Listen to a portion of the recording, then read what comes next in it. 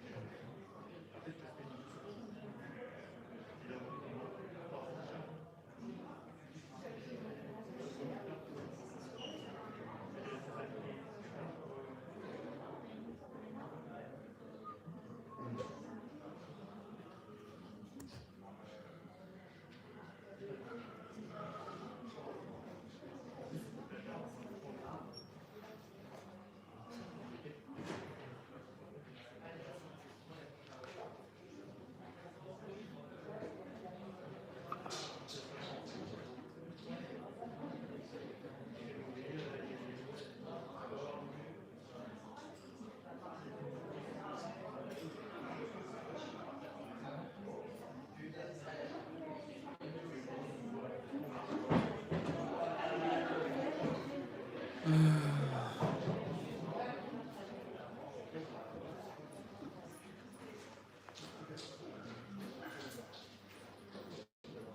Qu'est-ce qu'il faut?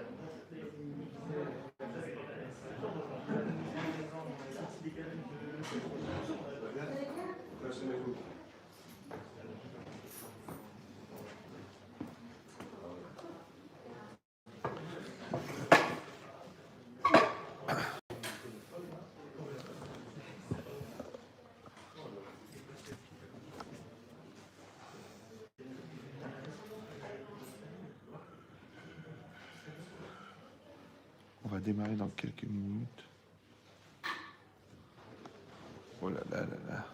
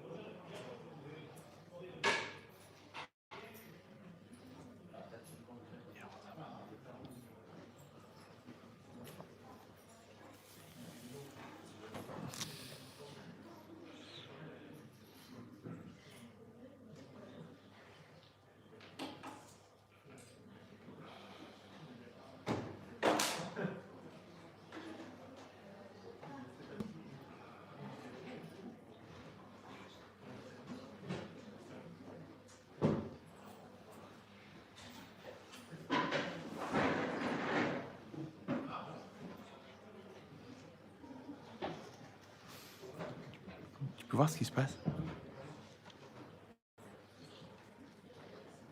Oui. Oui. Tu peux leur dire que je démarre maintenant. Voilà, Radak.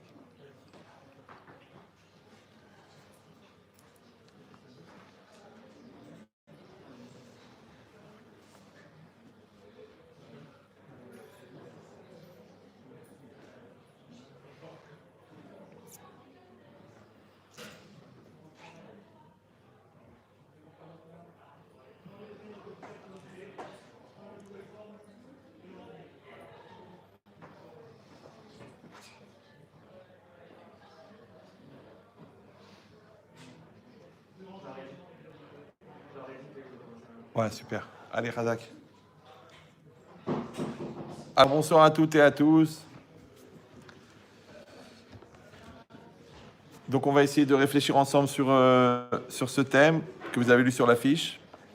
Comme aujourd'hui, on a un problème avec l'agenda, c'est-à-dire la possibilité de communiquer les différents rendez-vous des conférences que je donne. Donc, on a mis en place cette ligne WhatsApp. Ceux que ça intéresse, ils s'inscrivent dessus et ils recevront les adresses et les différentes dates de conférences qu'il y aura, Bezrat Hashem, durant toute l'année. Alors, vous savez, c'est marqué dans la Torah, dans Bereshit. Bereshit bar Elokim et Hashamayim vet haaretz. Au commencement, Hachem créa le ciel et la terre. Bon, c'est le premier passage de la Torah, il est connu. Et la question tout de suite qu'on pose, c'est, dans Rashi, c'est pourquoi c'est marqué bara Elokim. Ouais, bara Elokim. Vous savez qu'il y a plusieurs noms divins. Il y a un nom qui s'appelle Elokim. Ouais, il y a un nom qui s'appelle Yud-Ke Vav-Ke, le tétragramme le plus connu.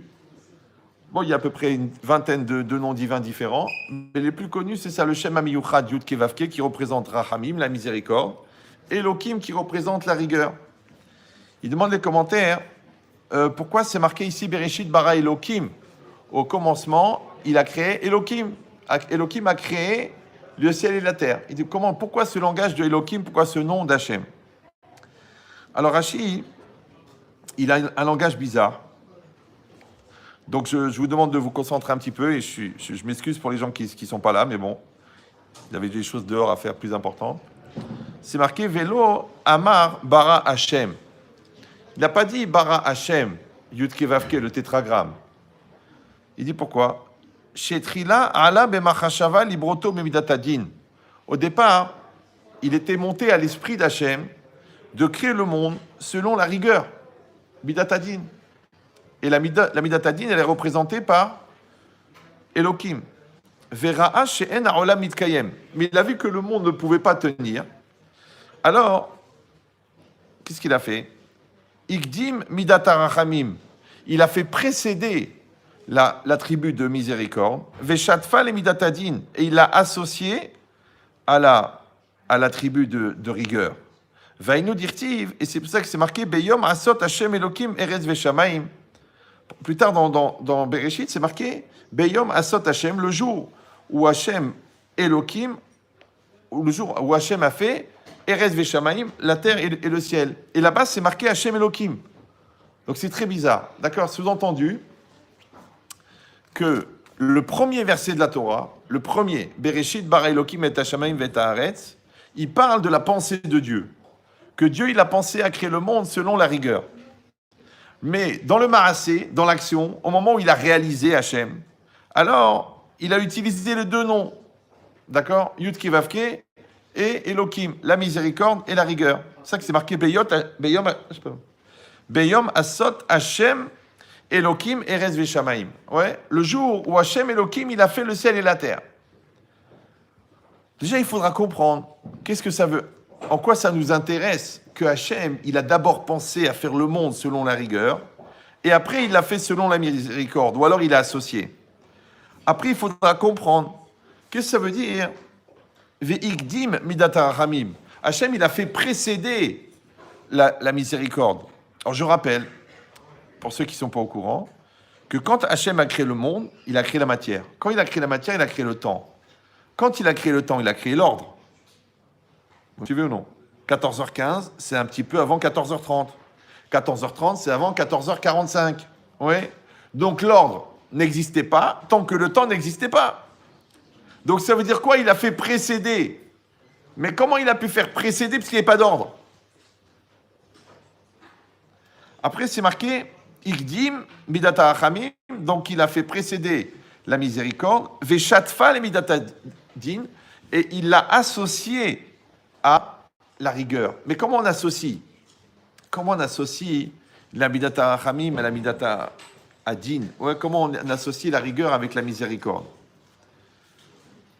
Alors, on va essayer de répondre à ces différentes questions.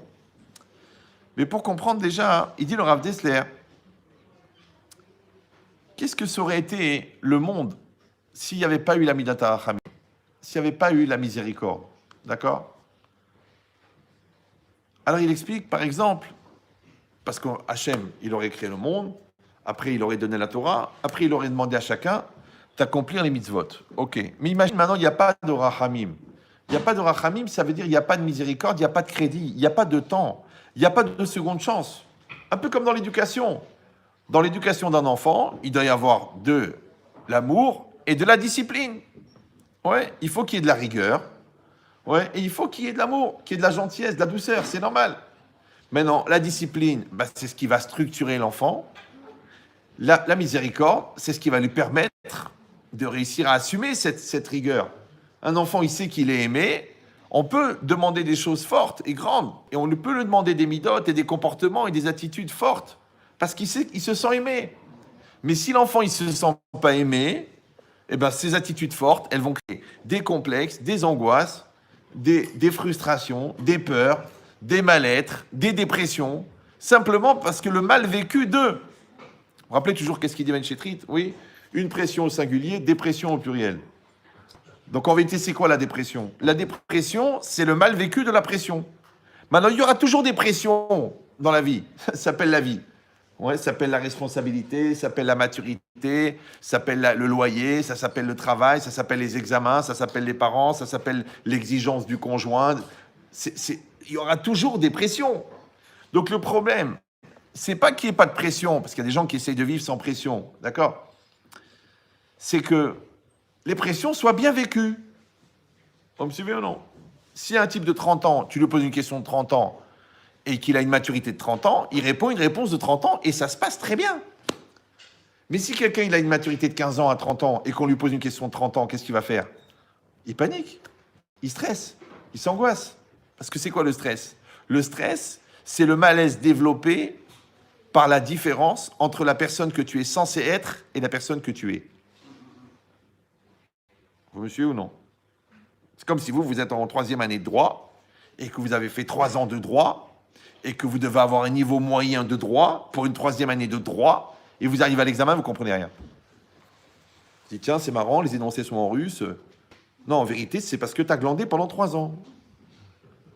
Donc, comme tu n'as rien foutu, tu n'as pas le niveau. Comme tu n'as pas le niveau, l'examen, d'un seul coup, il devient dur. D'un seul coup, l'examinateur, il est devenu antisémite.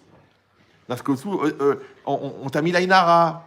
D'un seul coup, c'est la lune descendante.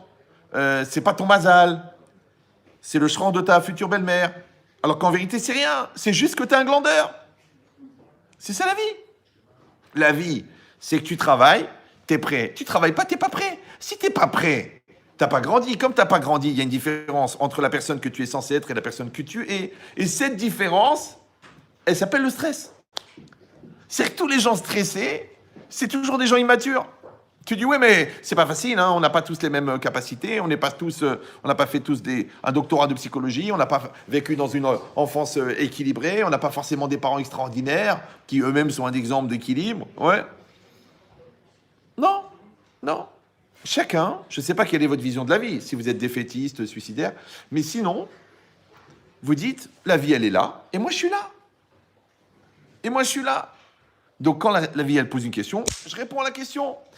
Ah, j'arrive pas à répondre. C'est quoi? C'est une question de connaissance. J'apprends. C'est une question de maturité.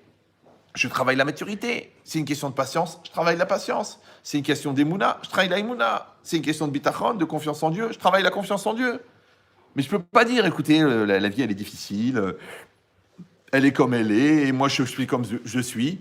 Genre, deux rien qui se croisent. Non. Vous croyez en Dieu, non? Oui, non? On est entre nous, vous pouvez être sincère. Mais c'est quoi la croyance? Dans la croyance. Ah, tu dis, bah, la croyance, c'est de faire Shabbat, c'est de manger kasher, c'est de mettre les tefillin. Mais ça, c'est évident. Parce qu'en dessous de ça, il faut envisager la conversion. D'accord? C'est pas grave. Vous avez un taux de réactivité qui est proche du coma. Hein. Ça doit être la moyenne. L'idée, c'est simple. La croyance, c'est pas simplement de faire les mitzvot, parce que ça, c'est évident, puisque tu vois bien que ton père, à 8 jours, a coupé court à la discussion. Ouais. Et t'es juif. Donc, t'es juif, tu mets les tefillin. Tu dis, non, je suis pas à ce niveau-là. Pourquoi il faut une échelle pour mettre les tefillin? Les gens me disent, moi, je suis prêt à faire Shabbat, mais ça tombe samedi. Je dis, ça va être compliqué, papa. Donc, l'idée, c'est quoi? C'est que la croyance, c'est pas simplement de faire les mitzvot. Encore une fois, ça, c'est évident. Ouais. La croyance, c'est quoi? C'est d'accepter que la réalité qui est en face de moi, elle est adaptée à moi. Voilà, il n'y a pas d'erreur. D'accord? Maintenant, quand moi, j'ai la émouna, j'ai la croyance profonde, intime, que la réalité est adaptée à moi, il reste juste un petit problème à régler, c'est que moi, je dois m'adapter à la réalité. Voilà, voilà. C'est que la vie, elle ne se trompe pas. Le bon Dieu ne se trompe pas. Il envoie exactement ce qui est adapté. Non, tu peux dire, oui, non, c'est trop dur, c'est pas assez dur, c'est difficile, ça vient trop vite, c'est pas le moment. Non, non, non, non, non, non, non, non. Le moment, le timing, il est parfait parce que Dieu, il s'appelle le temps. Dieu, il s'appelle Yud Kevavke. Dans Yud Kevavke, il y a Evav E, c'est le présent, c'est le temps. Donc Dieu, c'est le temps. Donc Dieu, il sera ni en retard, ni en avance. Il est exactement dans le temps. Tu dis, oui, mais c'est pas forcément le bon endroit. Dieu, il s'appelle Makom. Makom, c'est le lieu, c'est l'espace. Donc Dieu, c'est l'espace, et Dieu, c'est le temps. Donc Dieu, il sera ni au mauvais endroit, ni au mauvais moment. D'accord? La question, c'est est-ce que moi, je vais être là? Moi, je vais être là. Comprenez? C'est comme si on te présente un garçon extraordinaire ou une fille extraordinaire. Mais tu dis, oui, mais Rav, moi des fois, ils me disent ça, les gens. Ils disent, oui, mais Rav, comprenez, comme c'est la première, je me dis, bon, peut-être qu'il faut que je rencontre plusieurs. Attends, le bon Dieu, il a eu pitié de toi. Il t'a sauvé d'une maladie extrêmement grave qui s'appelle le doute. Et la première, c'est la bonne. Marie-toi. Non, vous savez, moi, j'ai besoin de comparer. Mais qu'est-ce que tu veux devenir? Tu veux t'inscrire chez 60 millions de consommateurs? Tu vas attraper la maladie de que choisir? Moi, j'ai beaucoup prié. Quand j'étais baron, j'ai prié Hachem, Hachem, la première. Parce que je voyais mes copains. Ouais, ils voulaient les beaux-parents de celle-là, et les parents de celle-là. Ils voulaient les qualités morales de celle-là. Ils voulaient les diplômes de celle-là. Ils voulaient le visage de celle-là. Ils voulaient le corps de celle-là. Ouah, le mutant. Je dis, papa, il n'existe pas celle-là. Quel est le défaut majeur de la personne que vous épousez? Vous savez ou non? Non? C'est qui vous ressemble. Insupportable. Quand vous vous connaissez bien. Ouais. Donc, c'est quoi l'idée? C'est que j'accepte que la personne qui est en face de moi, aujourd'hui, elle est là devant moi, adaptée à moi. Maintenant, je dois l'épouser, pas l'épouser. On va travailler, on va réfléchir, on va faire des analyses. C'est normal. Mais il n'y a pas d'erreur. Dans tout. Ouais. Donc maintenant, la question, elle est, pas si la réalité qui est devant moi, elle est adaptée à moi. Ça, c'est évident. Dans les détails ou dans les grands événements. Dans les petites choses et dans les grandes choses. Ouais. La question, est-ce que moi, je suis adapté? Moi, est-ce que je suis adapté? Maintenant, vous voyez cet écart-là entre moi et ma réalité, c'est ça qui crée le stress. C'est ça qui crée les malaises, c'est ça qui crée les peurs. C'est ça qui crée le manque de confiance en soi. C'est ça qui crée l'utilisation des vitamines illégales. Parce que tu as besoin de te détendre, parce que tu es stressé, donc tu prends un petit verre pour te mettre en condition. Mais tu n'as pas compris. Ici, déjà, avec leur cerveau qui marche à 100 à l'heure, tu as du mal. Si le cerveau il marche à 2 à l'heure, ça ira mieux. Si tu n'arrives pas à décider quand tu as l'esprit clair, alors maintenant que tu es shooté à mort, tu crois que tu pourras plus décider. Donc en fait, c'est une espèce de fuite en avant pour refuser une réalité. Alors moi, je vous dis un truc. Écoutez-moi bien. Écoutez-moi bien. L'homme, c'est le seul être de tout l'univers qui croit que quand il réfléchit ou quand il hésite, le monde s'arrête. Vous me suivez ou non? Le monde s'arrête. La fille, elle attend. Le mec, il attend. Le business, il attend. Tout le monde l'attend. Tout le monde attend. Tout l'univers, il bouge. Les fourmis, elles bougent. Les molécules, elles bougent. Les planètes, elles bougent. L'air, il bouge. L'air chaud, l'air froid. Tout bouge, sauf le gars. Le gars, il est là.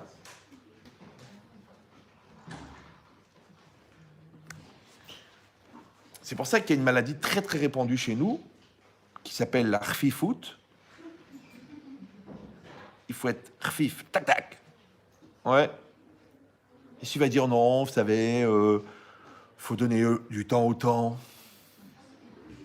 Faut sentir les choses. J'ai pas eu le déclic.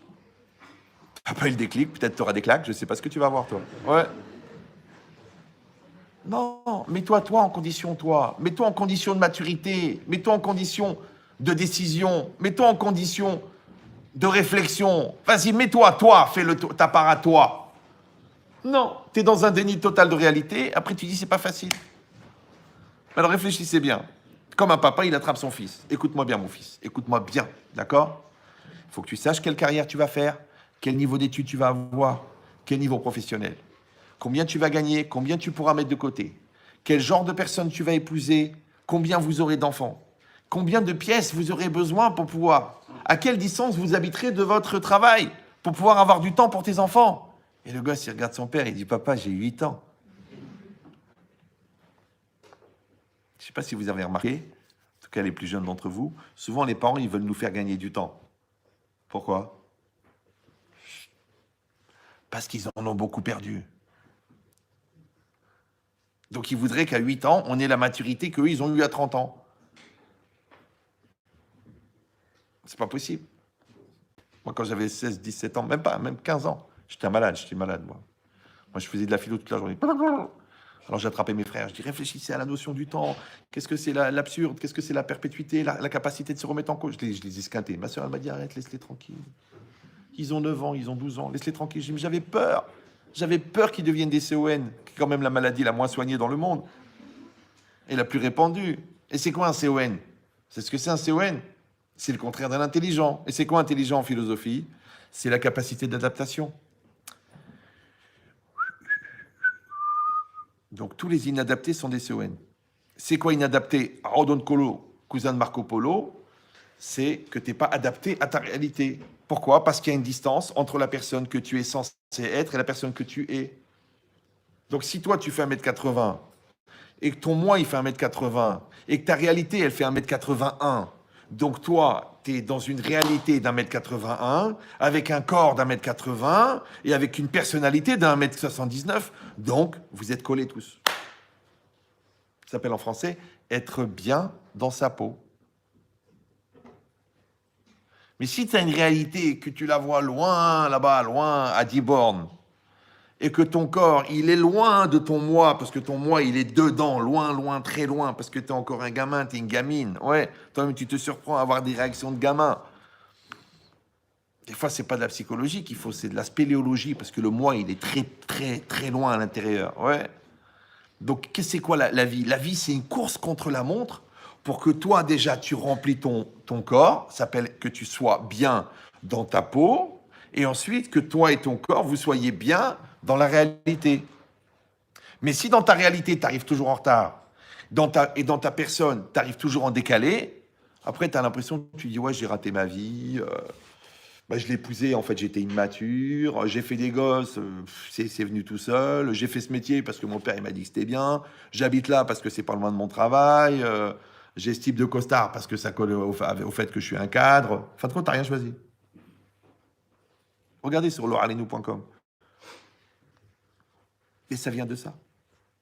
Et ce qui est très intéressant, moi, de petite analyse personnelle au niveau des comportements zoologiques, c'est que les 3/4 des gens qui revendiquent l'exigence de liberté, c'est eux qui ont le plus renoncé à la liberté. Parce que liberté, c'est toujours synonyme de responsabilité, c'est toujours synonyme de maturité. Mais toi, la liberté, c'est quoi? C'est genre, ne me prenez pas la tête, j'ai pas envie de réfléchir, je me laisse aller. Mais l'immaturité n'est pas une forme de liberté. Bah oui, parce que les immatures auront toujours des matures pour s'occuper d'eux. Comme les insouciants ne peuvent être insouciants que sur le crédit d'un soucieux qui est soucieux pour eux. Donc tu peux être une étoile filante, ouais. Tu peux être une... Comment ça s'appelle là une comète, merci. Une comète, où tu peux être la poussière qui est attirée par le magnétisme de la comète. Tu peux être un décideur, une décideuse, ou tu peux être une suiveuse. Tu peux être un dominant, tu peux être un dominé, ou un domino. Ouais, le domino, ouais. C'est ça la liberté. Donc quand les gens, ils exigent la liberté, eux, ils parlent du FKR. FKR, c'est pas la liberté. Genre, plus de contrôle, plus de maîtrise, laisser aller total, la déchirade, le délire. Mais le délire, c'est pas la liberté. Le délire, c'est que quand tu as choisi de ne pas conduire ta vie, donc tu as donné à quelqu'un d'autre à conduire. Après, tu dis, ouais, je me sens étouffé parce qu'il décide tout pour moi. Mais c'est toi qui as choisi de faire la gamine. J'ai eu des cas de Shalom Bayit comme ça.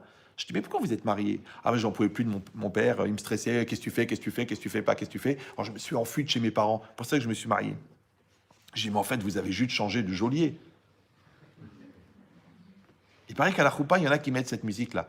La la la la la la la la. Non, vous êtes trop jeune. Les portes du pénitencier.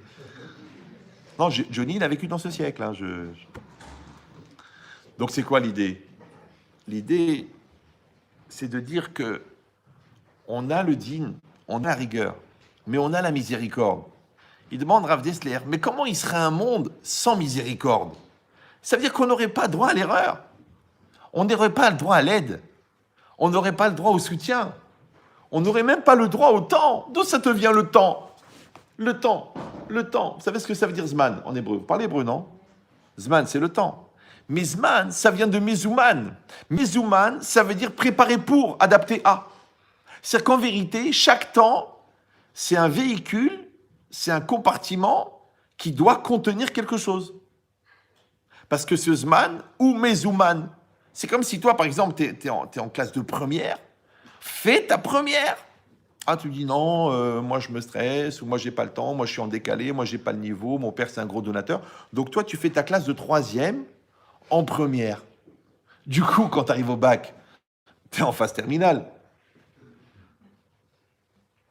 Vous êtes blata ou quoi? Bon, donc, pourquoi? Parce que c'est pas prêt.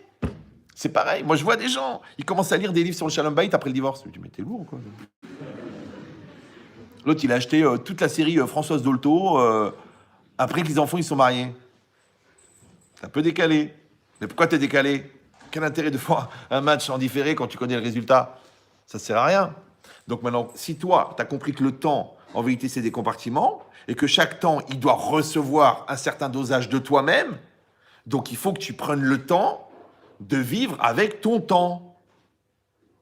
Mais quand tu traînes, quand tu es blata, quand tu dis, bah, Midrash, je le ferai demain, les tefilines, c'est pas évident, la décision, on verra, la fille, elle attend, l'examen, je peux le refaire l'année prochaine, il y a la séance de rattrapage en septembre. Mais tant, tous, le temps, il passe. C'est que ça, c'est un des défauts majeurs, ouais, du temps. Comme disait une serviette hygiénique, le temps passe, d'accord? Donc, non, j'ai besoin des blagues pour savoir si vous suivez, mais là, il y a rien qui vous fait réagir. Vous avez pris quelque chose avant de venir ou Non, parce que votre niveau de réactivité aux blagues me permet de mesurer votre niveau de connectivité avec moi, et en fonction de la connexion, je peux augmenter le niveau des enseignements. Mais si déjà les blagues, vous les comprenez pas, calva à mort le reste, d'accord? Donc ça veut dire quoi? Ça veut dire que s'il y avait un monde sans miséricorde, c'est un peu comme de faire de l'alpinisme sans corde de secours. C'est comme de faire trapéziste sans filet de protection. Imagine. Ouais. C'est moi toujours, je suis impressionné. C'est les gars, tu les vois, ils montent des falaises, ils montent des trucs. Ils sont en collant, là, torse nu, en plein milieu du Sierra Nevada, je sais pas quoi. Ouais. Ils ont une petite pochette sur le côté avec de la poudre et ils montent. Ils montent. Ils ont rien. Ils n'ont pas comme nous les cordages, les trucs, les mousquetons, la corde de sécurité qui peut tenir 1000 kilos. Non, le mec, il a rien. Il monte. Maintenant, la montagne, elle fait pas comme ça. Elle fait comme ça, comme ça, comme ça, comme ça. Et lui, il est là. Donc, il est comme ça. Il est voir de l'araignée, la mouche, accrochée par les deux pieds, les deux mains. Et là, il dit, j'en ai marre. Je vais arrêter. Appeler ma mère. Il n'y a pas, Baba. Il n'y a pas où aller maintenant. C'est où tu redescends les 600 mètres de dénivelé, en rapide, ou tu finis les 400 mètres qui restent pour arriver en haut. C'est comme ça. Comme des gens. En 5e année de médecine, j'en ai marre. Je vais faire autre chose. Genre, je vais ouvrir une pizzeria. C'est dommage, il te reste 1 an, 2 ans. Ouais. Ah non, j'en peux plus, je suis stressé, je suis angoissé, j'ai des boutons partout, je me ronge les ongles, je suis arrivé au coude. Ouais. Mais c'est dommage, t'es pas loin. Tu peux pas. C'est pareil. Comme les gens ils me disent, mais chez j'en peux plus les enfants, j'en peux plus. Voilà, j'en peux plus. Voilà, je baisse les bras. Je dis, excuse-moi, mais depuis qu'ils sont nés, l'option baisser les bras a disparu. Bah, c'est vrai, tu peux divorcer ta femme. Tu dis, bon, à partir cet acte sépare notre relation. Mais tu peux pas divorcer tes enfants. Parce qu'ils viennent de toi, a priori, sauf si tu as un voisin très entreprenant. Mais a priori, c'est les tiens. Donc tu peux pas. Maintenant, quelle différence entre ne pas pouvoir se débarrasser de ses enfants, ne pas pouvoir se débarrasser de son conjoint, parce que tu l'as épousé, non? Ne pas pouvoir se débarrasser de sa vie. Même pas de ses actions. Il y a des gens comme ça. Ah, c'est pas moi. Mais c'est toi? Non, non, c'est pas moi. Oh non, c'est pas moi. C'est comme le gosse de CM2. Il n'y a pas de devoir? Non, non, le prof, il est mort. Et ouais, combien de fois? Combien de fois il meurt, ce prof, le pauvre? Toutes les semaines, il meurt. Vous savez, les gosses de CM2, ils donnent des raisons qui sont débiles parce que tu peux vérifier facilement que c'est faux. Oui? Ce qui est choquant, c'est quand ils ont 32 ans. Mais c'est le même esprit. Tu dis, mais parce que, genre, je me suis débarrassé du stress de la question en donnant une réponse. N'importe laquelle, je me débarrasse. Mais le fait que tu te débarrasses n'enlève pas la réalité. Que la réalité, c'est qu'il y a une attente. Que c'est ta voiture qui a fait l'accident, que l'argent, c'est toi qui l'as emprunté, que tu t'es mis en caution personnelle sur la société. C'est une réalité. Tu dis non, j'ai plus envie, oh, j'en ai marre, oh, ça me stresse, tiens, je vais partir à Punta Cana. Mais tu peux pas, tu dois 700 000 euros à la banque. Oh, mais j'en ai marre, je veux faire autre chose, je veux ouvrir une plomberie. Tu dois 700 000 euros à la banque. Va travailler. Là, tu m'angoisses, là, tu vois. Là, tu m'angoisses. Mais je t'angoisse de quoi? C'est toi. Tu as signé, lu et approuvé que tu étais dans le coma ce jour-là. C'est les banques, maintenant, ils vous demandent l'engagement manuscrit. C'est violent, hein? Vous l'avez déjà fait ou non? Non, c'est vos parents qui ont signé, c'est normal. Mais je m'engage, monsieur, à rembourser intégralement avec les intérêts, selon, avec renoncement à toute remise en cause de la dette, Tu signes ça, tu dis, je vais mourir aujourd'hui. Mais comme tu veux absolument l'argent, tu signes, tu remplis vite. Et s'il y a une faute d'orthographe, ils te font. S'il y a une rupture, ils te font. Si tu es sorti du cadre, ils te font recommencer. Pour pas que tu puisses dire, j'étais dans le coma le jour où j'ai fait ça. Mais c'est marqué, lu et approuvé. Écrit manuscrit. Manuscrit, ça veut dire que tu étais réveillé quand tu l'as fait. Parce qu'une signature, tu dis, bon, je suis épileptique, c'est parti tout seul. Non. Ces fois, les signatures, tu dis c'est un épileptique qui a signé, c'est pas possible. Ouais. Non, là, c'est marqué bien, explicitement, lu et approuvé. Bah, toi, tu étais à la roupa, non? Tu te rappelles? La fille en face, elle était là. Et toi, tu as dit la phrase magique. Arrêt, hâte, mes coups d'échette, li, betabarat, zot, kedat, Moshe, vie Israël. Et hop, elle est mariée. Ça va? On est dans une génération bizarre, où les gens, ils font des mariages à 200 000 euros, ils ont une phrase à apprendre par cœur, ils ne la connaissent pas. Ils arrivent devant le rabbin, et le rabbin et le rabbin deviennent des rappeurs. Arrêt, hâte, mes coups d'échette. Moi, ça me fait rigoler, la vérité. Pourquoi? Parce que c'est la partie principale du mariage. Ça s'appelle l'engagement. Donc, tu fais un calcul. Si déjà, dans l'engagement, il bégaye, imagine dans l'accomplissement de l'engagement. Parce qu'il y aura des nerfs, il y aura des stress, il y aura des déceptions, il y aura des prises de poids, il y aura des grossesses qui ne seront pas attendues, il y aura des défenses extraordinaires, il y aura sa mère. Tout ça, c'est inclus dans le Aréat Mekou d'échette. Vous me suivez ou non? Donc, si le principal, l'engagement, il n'est pas là, comment tu vas faire pour assumer? Et le mec, il est en train de regarder sa montre, il kiffe son costard, il regarde si le wedding planner, il a bien organisé, tout le monde a la même cravate mauve, la kippa avec son initiale, le thème de la soirée. Mais Yabrel, mais c'est pas ça le principal. Le principal, c'est est-ce qu'au moment de la choupa, tu t'es marié? Non, je sais que ça a l'air débile parce que les gens disent vous étiez témoin, on s'est mariés. Moi, je vous le dis à vous, hein, vraiment avec amour, parce que je préfère vous voir maintenant et vous rigoler dessus que vous voir en consultation dans 10 ans. Ouais.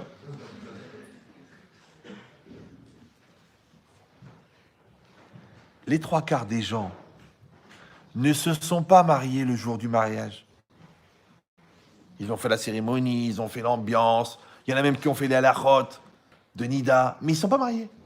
Ils ne sont pas mariés. Ils étaient là dans une pression sociale. Alors les religieux, ils ont 3 mois, donc il faut faire très vite. Les non-religieux, ils sont enceintes, donc il faut aller encore plus vite. D'accord? J'exagère. Puisqu'ils ont déjà avorté. D'accord? Mais c'est quoi l'idée? C'est que, en fin de compte, le principal, il n'est pas là. Alors, comment ils font pour fonctionner? Mais c'est très simple.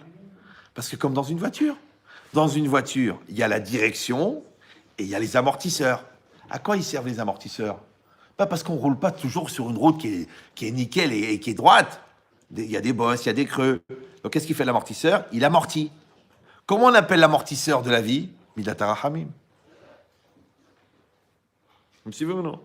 Comment on appelle les amortisseurs du couple?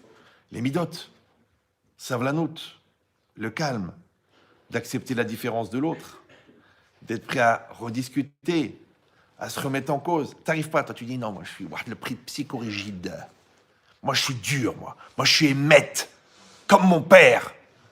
Ok, mais ta mère s'est pendue. C'est vrai.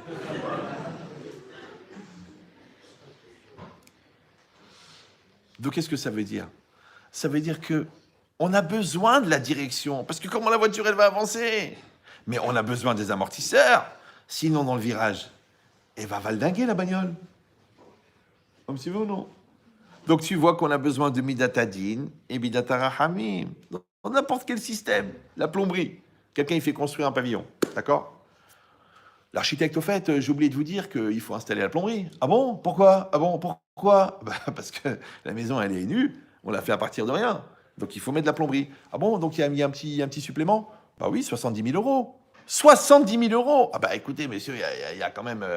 il y a quand même 2 kilomètres de tuyaux, c'est une grande maison, 1000 mètres carrés habitables, plus au moins 10 jours de travaux, toutes les soudures et tout, c'est du boulot. 80 000 euros! Oh non, non, non. Non. Et déjà, je dois payer pour avoir l'eau, parce qu'il faut arriver l'eau jusqu'au pavillon.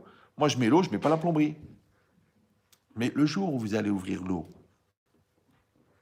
la salle à manger va devenir une piscine, puisqu'il n'y a pas de tuyau. Vous trouvez ça normal ou non? Oui, non? Non, vous me dites si les raisonnements sont trop abstraits. Vous dites, bah évidemment, c'est évident. C'est évident qu'il faut une tuyauterie, parce que sinon, tu ouvres l'eau, ça devient une piscine. Ok.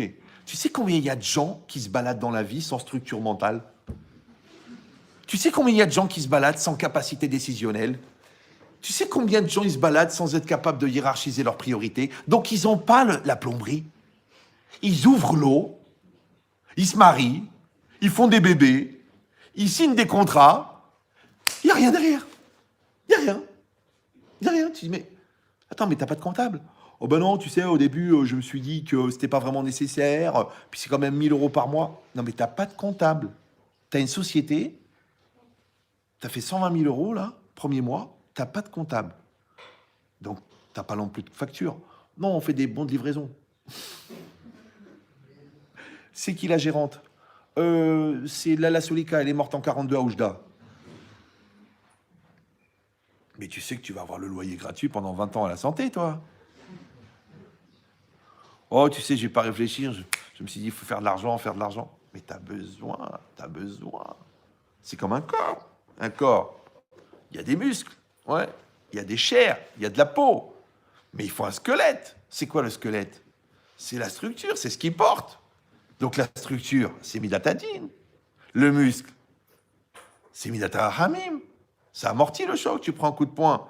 T'es bien content d'avoir un peu de chair. Sinon, la rate, elle va exploser. Sinon, les côtes, elles vont éclater. La colonne vertébrale, elle va être détruite. Donc, tu as besoin. Donc, tout le système, il est toujours rigueur et miséricorde. Peut-être que pour ça que la Torah commence par un bête. Pourquoi? C'est pas pour dire à qui elle s'adresse. C'est pour dire la dualité. Le monde, il est fondé sur la dualité. Regardez l'homme et la femme, le chaud et le froid, le liquide, le solide. Ouais.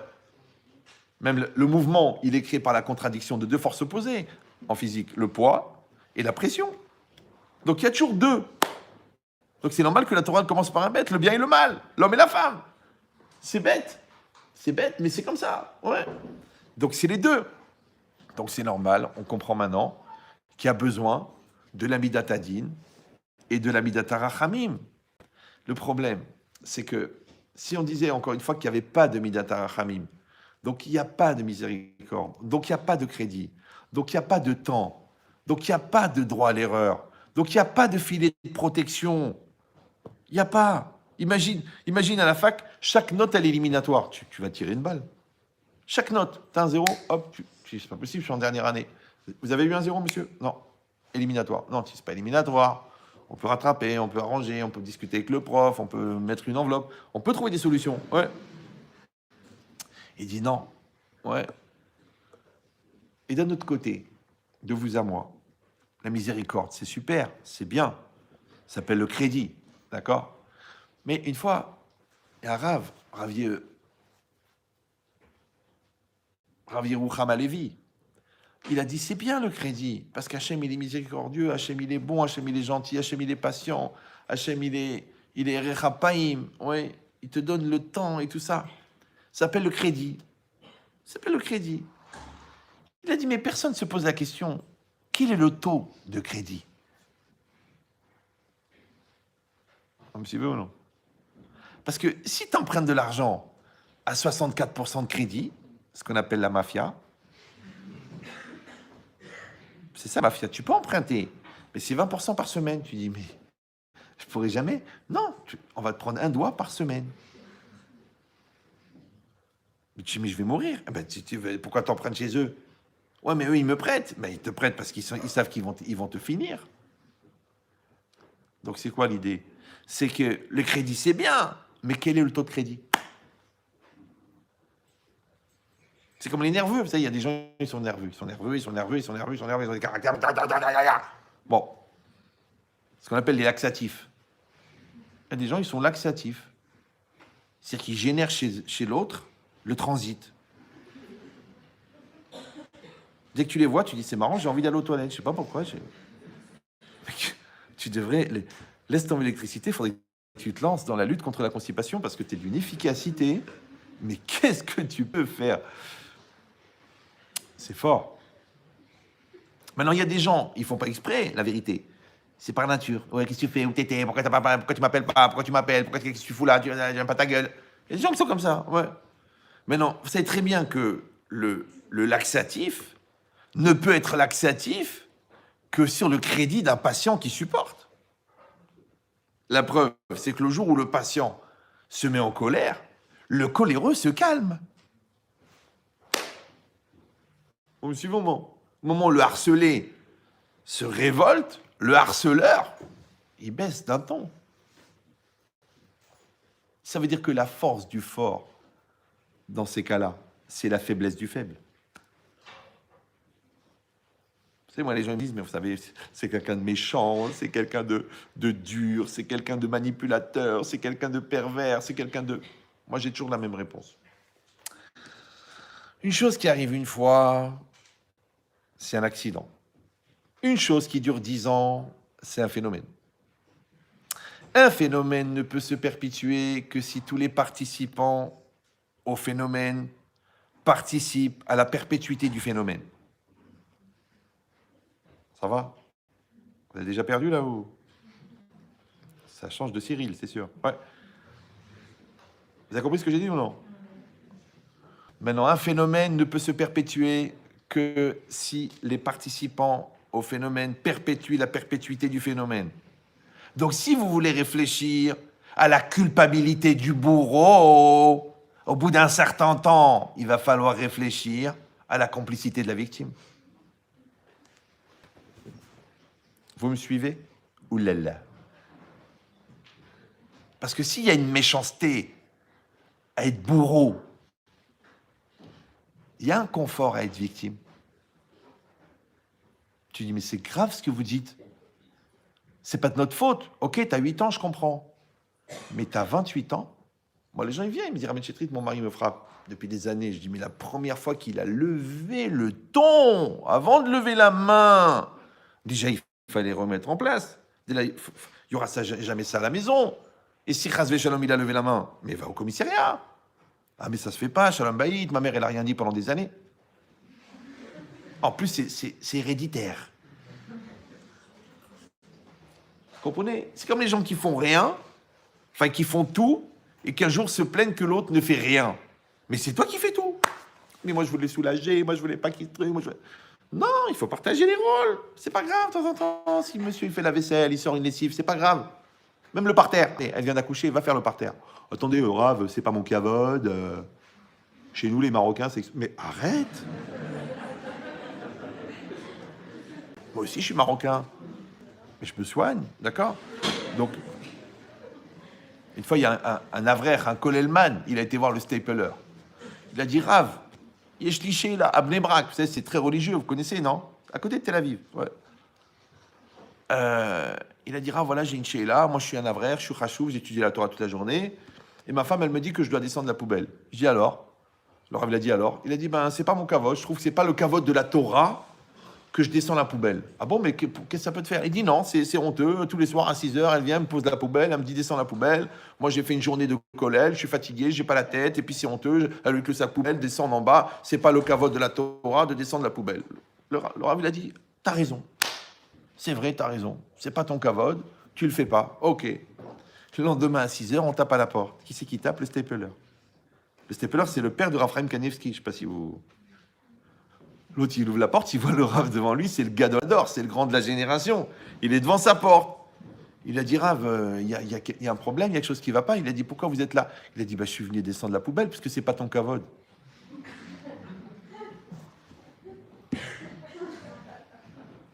Ça travaille un peu dans la moutarde là-haut? Ouais.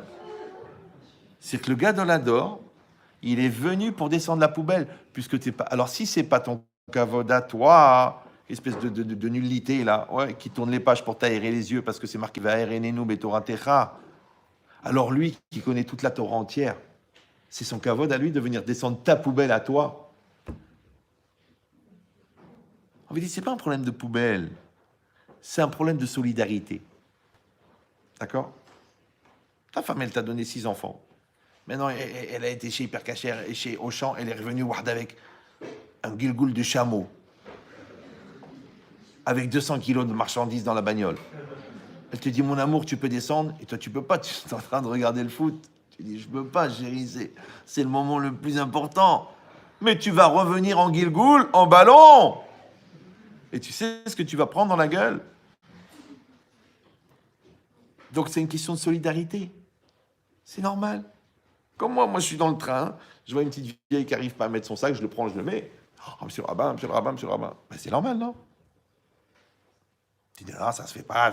Pourquoi ça se fait pas? Tu vois, la femme, elle est en train de crever. Alors, tu l'aides. Ça se fait pas.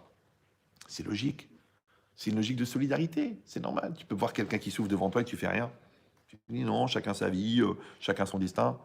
Tu vas mourir jeune, toi. Ouais. Donc c'est quoi l'idée? L'idée, c'est que tous les systèmes, en fin de compte, c'est des couples. D'accord? Parce qu'il n'y a pas que l'homme et la femme. Il y a les parents et les enfants. Il y a on a dit le nerveux et le calme. Il y a le patron et les employés, il y a le client et il y a le vendeur. À chaque fois, dans tous les systèmes, il y aura une structure, il y aura du din et il y aura du rachamim. Ouais. Le client, il te demande un prix. Il te dit, je vous en prie, faites-moi un prix, faites-moi un prix, faites-moi un prix. Tu dis, écoutez, c'est déjà les soldes, on est à 70%. Ah, mais moi, j'ai besoin que vous me fassiez un prix. Mais de quelle ville du Maroc vous êtes, d'accord? Donc, tu vas lui faire le prix, d'accord? Le mec, il est content, rachamim. Ou non, tu dis, non, on fait pas de prix. On peut pas, on est chez Hermès ici, monsieur. On n'est pas au bazar de Barbès. Ouais, il n'y a pas de prix. Bon, ok, c'est ton image de marque, mais tu perds le client. Il n'y a pas de rachamim. Dans tout, c'est pareil. Le gosse, il n'a pas compris. Tu lui réexpliques. Tu dis non, je l'ai expliqué une fois, c'est à lui de se casser la tête. Rachamim. Tu vas dire, mais s'il ne comprend pas, je ne peux rien faire. Mais le bon Dieu, ça fait 38 ans, il voit que tu ne comprends pas. Et il répète. Moi, les gens, ils me demandent, mais Ramen Chetrit, comment ça se fait qu'on a toujours les mêmes épreuves? Je dis, parce que tu redoubles. Fais tes devoirs. Rappelez-vous, c'est très simple, c'est très simple. Hachem, c'est le directeur d'école. La vie, c'est l'école. Le programme, c'est la Torah. Les exercices, c'est les épreuves. Les camarades de classe, c'est les gens qui sont avec toi. Et le professeur de travaux pratiques qui distribue les exercices pour que tu puisses intégrer le programme, c'est l'Yetzer Hara. Maintenant, quand toi, tu veux pas faire les exercices, non, je suis pas concerné, ça me saoule, ça me prend la tête, ou c'est marqué, c'est trop difficile, j'ai pas le niveau, on verra plus tard, je me sens pas prêt, je le ressens pas, Pendant ce temps-là, tu fais pas les devoirs. Après, tu dis, ouais, mais comment ça se fait que j'ai toujours les mêmes épreuves? Je retombe toujours sur des garçons un peu lourds, un peu mal dans leur peau, qui n'arrivent pas à se décider. Mais toi, tu arrives à te décider? Oh non, j'ai un super problème de décision. qui se ressemblent s'assemblent. Attends, mais tous les garçons que je rencontre, ils sont un peu malades. Je dis, mais t'as un côté infirmière, toi. Ouais. Ou c'est des gamins, ils sont immatures. Mais tu maternes, toi. Ah ouais, moi je te prends en charge. Bon, alors, il y a une très grave maladie dans les filles de la communauté. Je vais le ramener à la Torah. Peut-être c'est ça ma mission. C'est-à-dire qu'elle vient d'une famille orthodoxe. Elle a fait 2 ans de séminaire.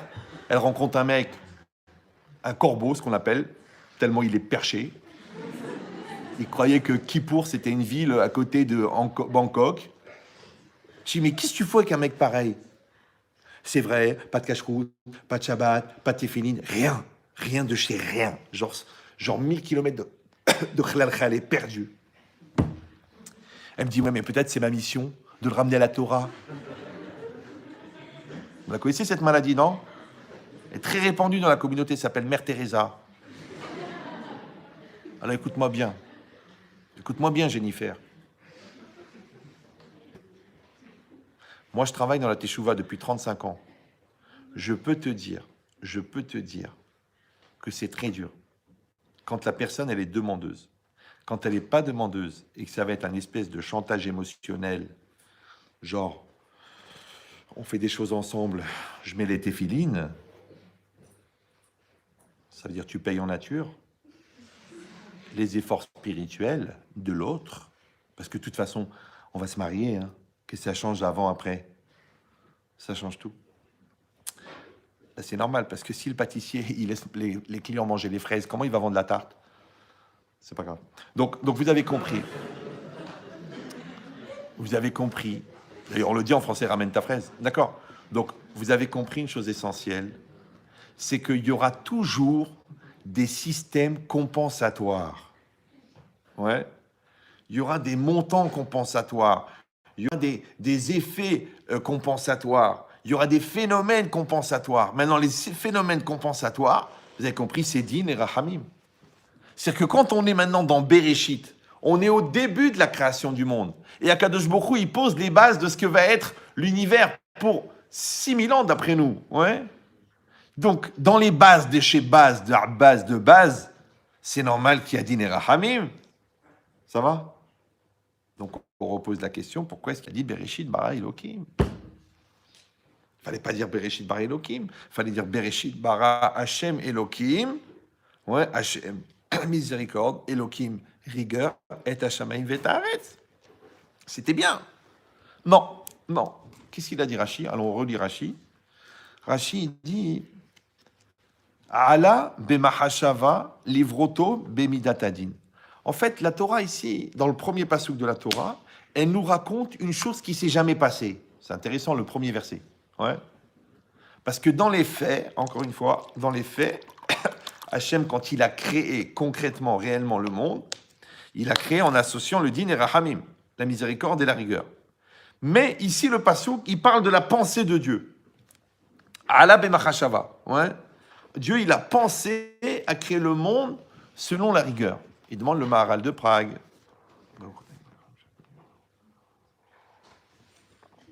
Qu'est-ce que ça peut nous faire, ce à quoi il pensait Hachem avant de créer le monde? On n'est pas concerné. Vous comprenez ou non?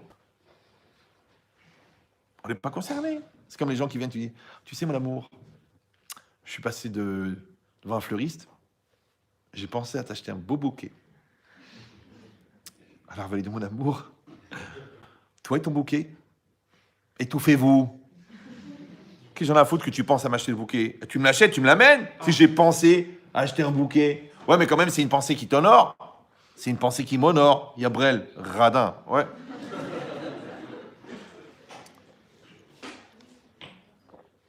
Ah, il est passé devant un restaurant avec sa femme. Sa femme, elle a dit ça sent bon. Le mari dit tu veux qu'on repasse? Ah, il y en a. Le fondateur de barredefer.fr. Vous ne connaissez pas ce? Il demande le Maharal. Qu'est-ce que ça peut nous faire que le bon Dieu, il pensait à faire le monde selon la rigueur, ouais. Et ensuite, il a vu que Eno Yacholit Kayem, genre le bon Dieu, il a des surprises, il est surpris, ah bah tiens, ça marche pas, ouais. Donc, qu'est-ce qu'il a fait? Ikdim, il a fait précéder, Veshataf, il a associé la Midata Achamim. C'est bizarre, c'est pas un comportement divin, ça. En vérité, l'idée, c'est simple.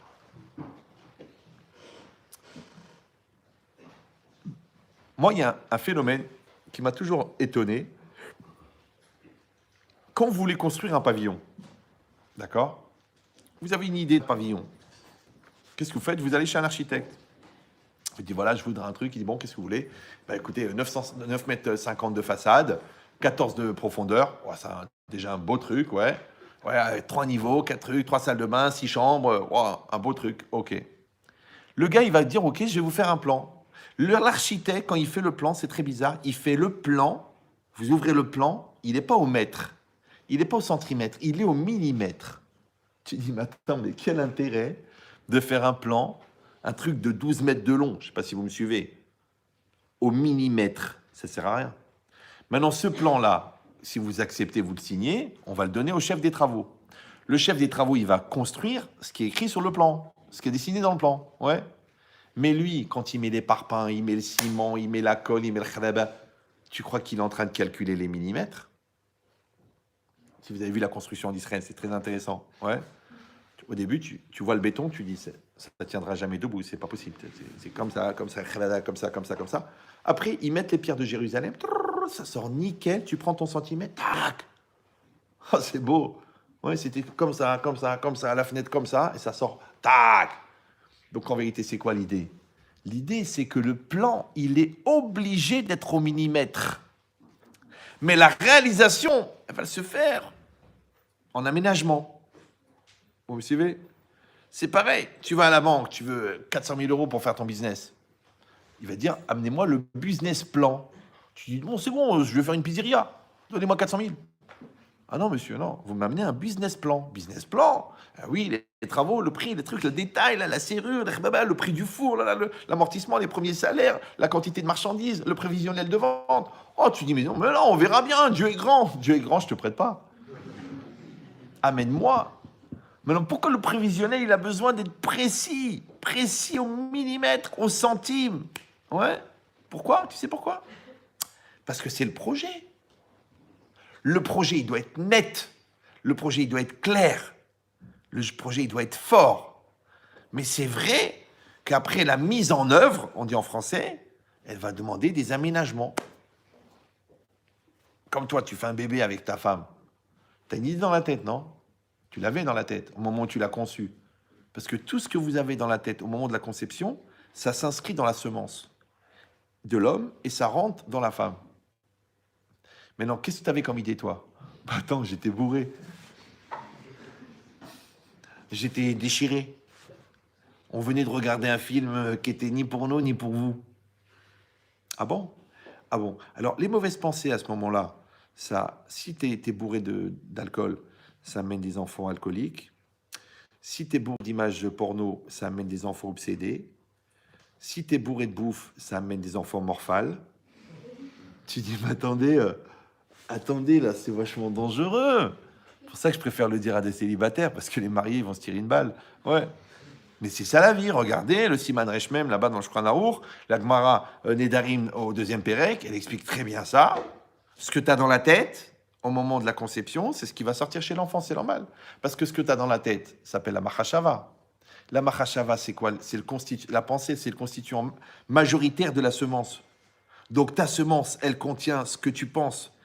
Pas seulement ce à quoi tu penses, ce que tu penses vraiment. Vous me suivez ou non?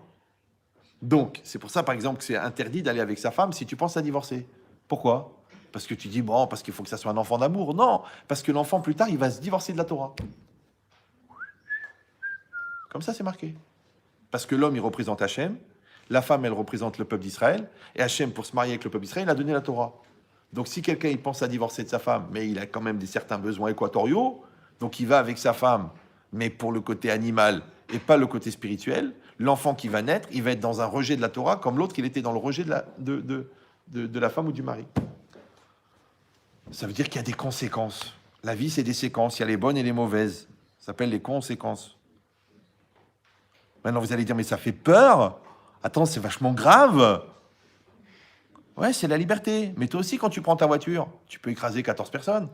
Tu dis, ouais, mais j'étais pas conscient, j'étais jeune, je suis monté sur le trottoir, il descendait du car scolaire, j'en ai tué 9.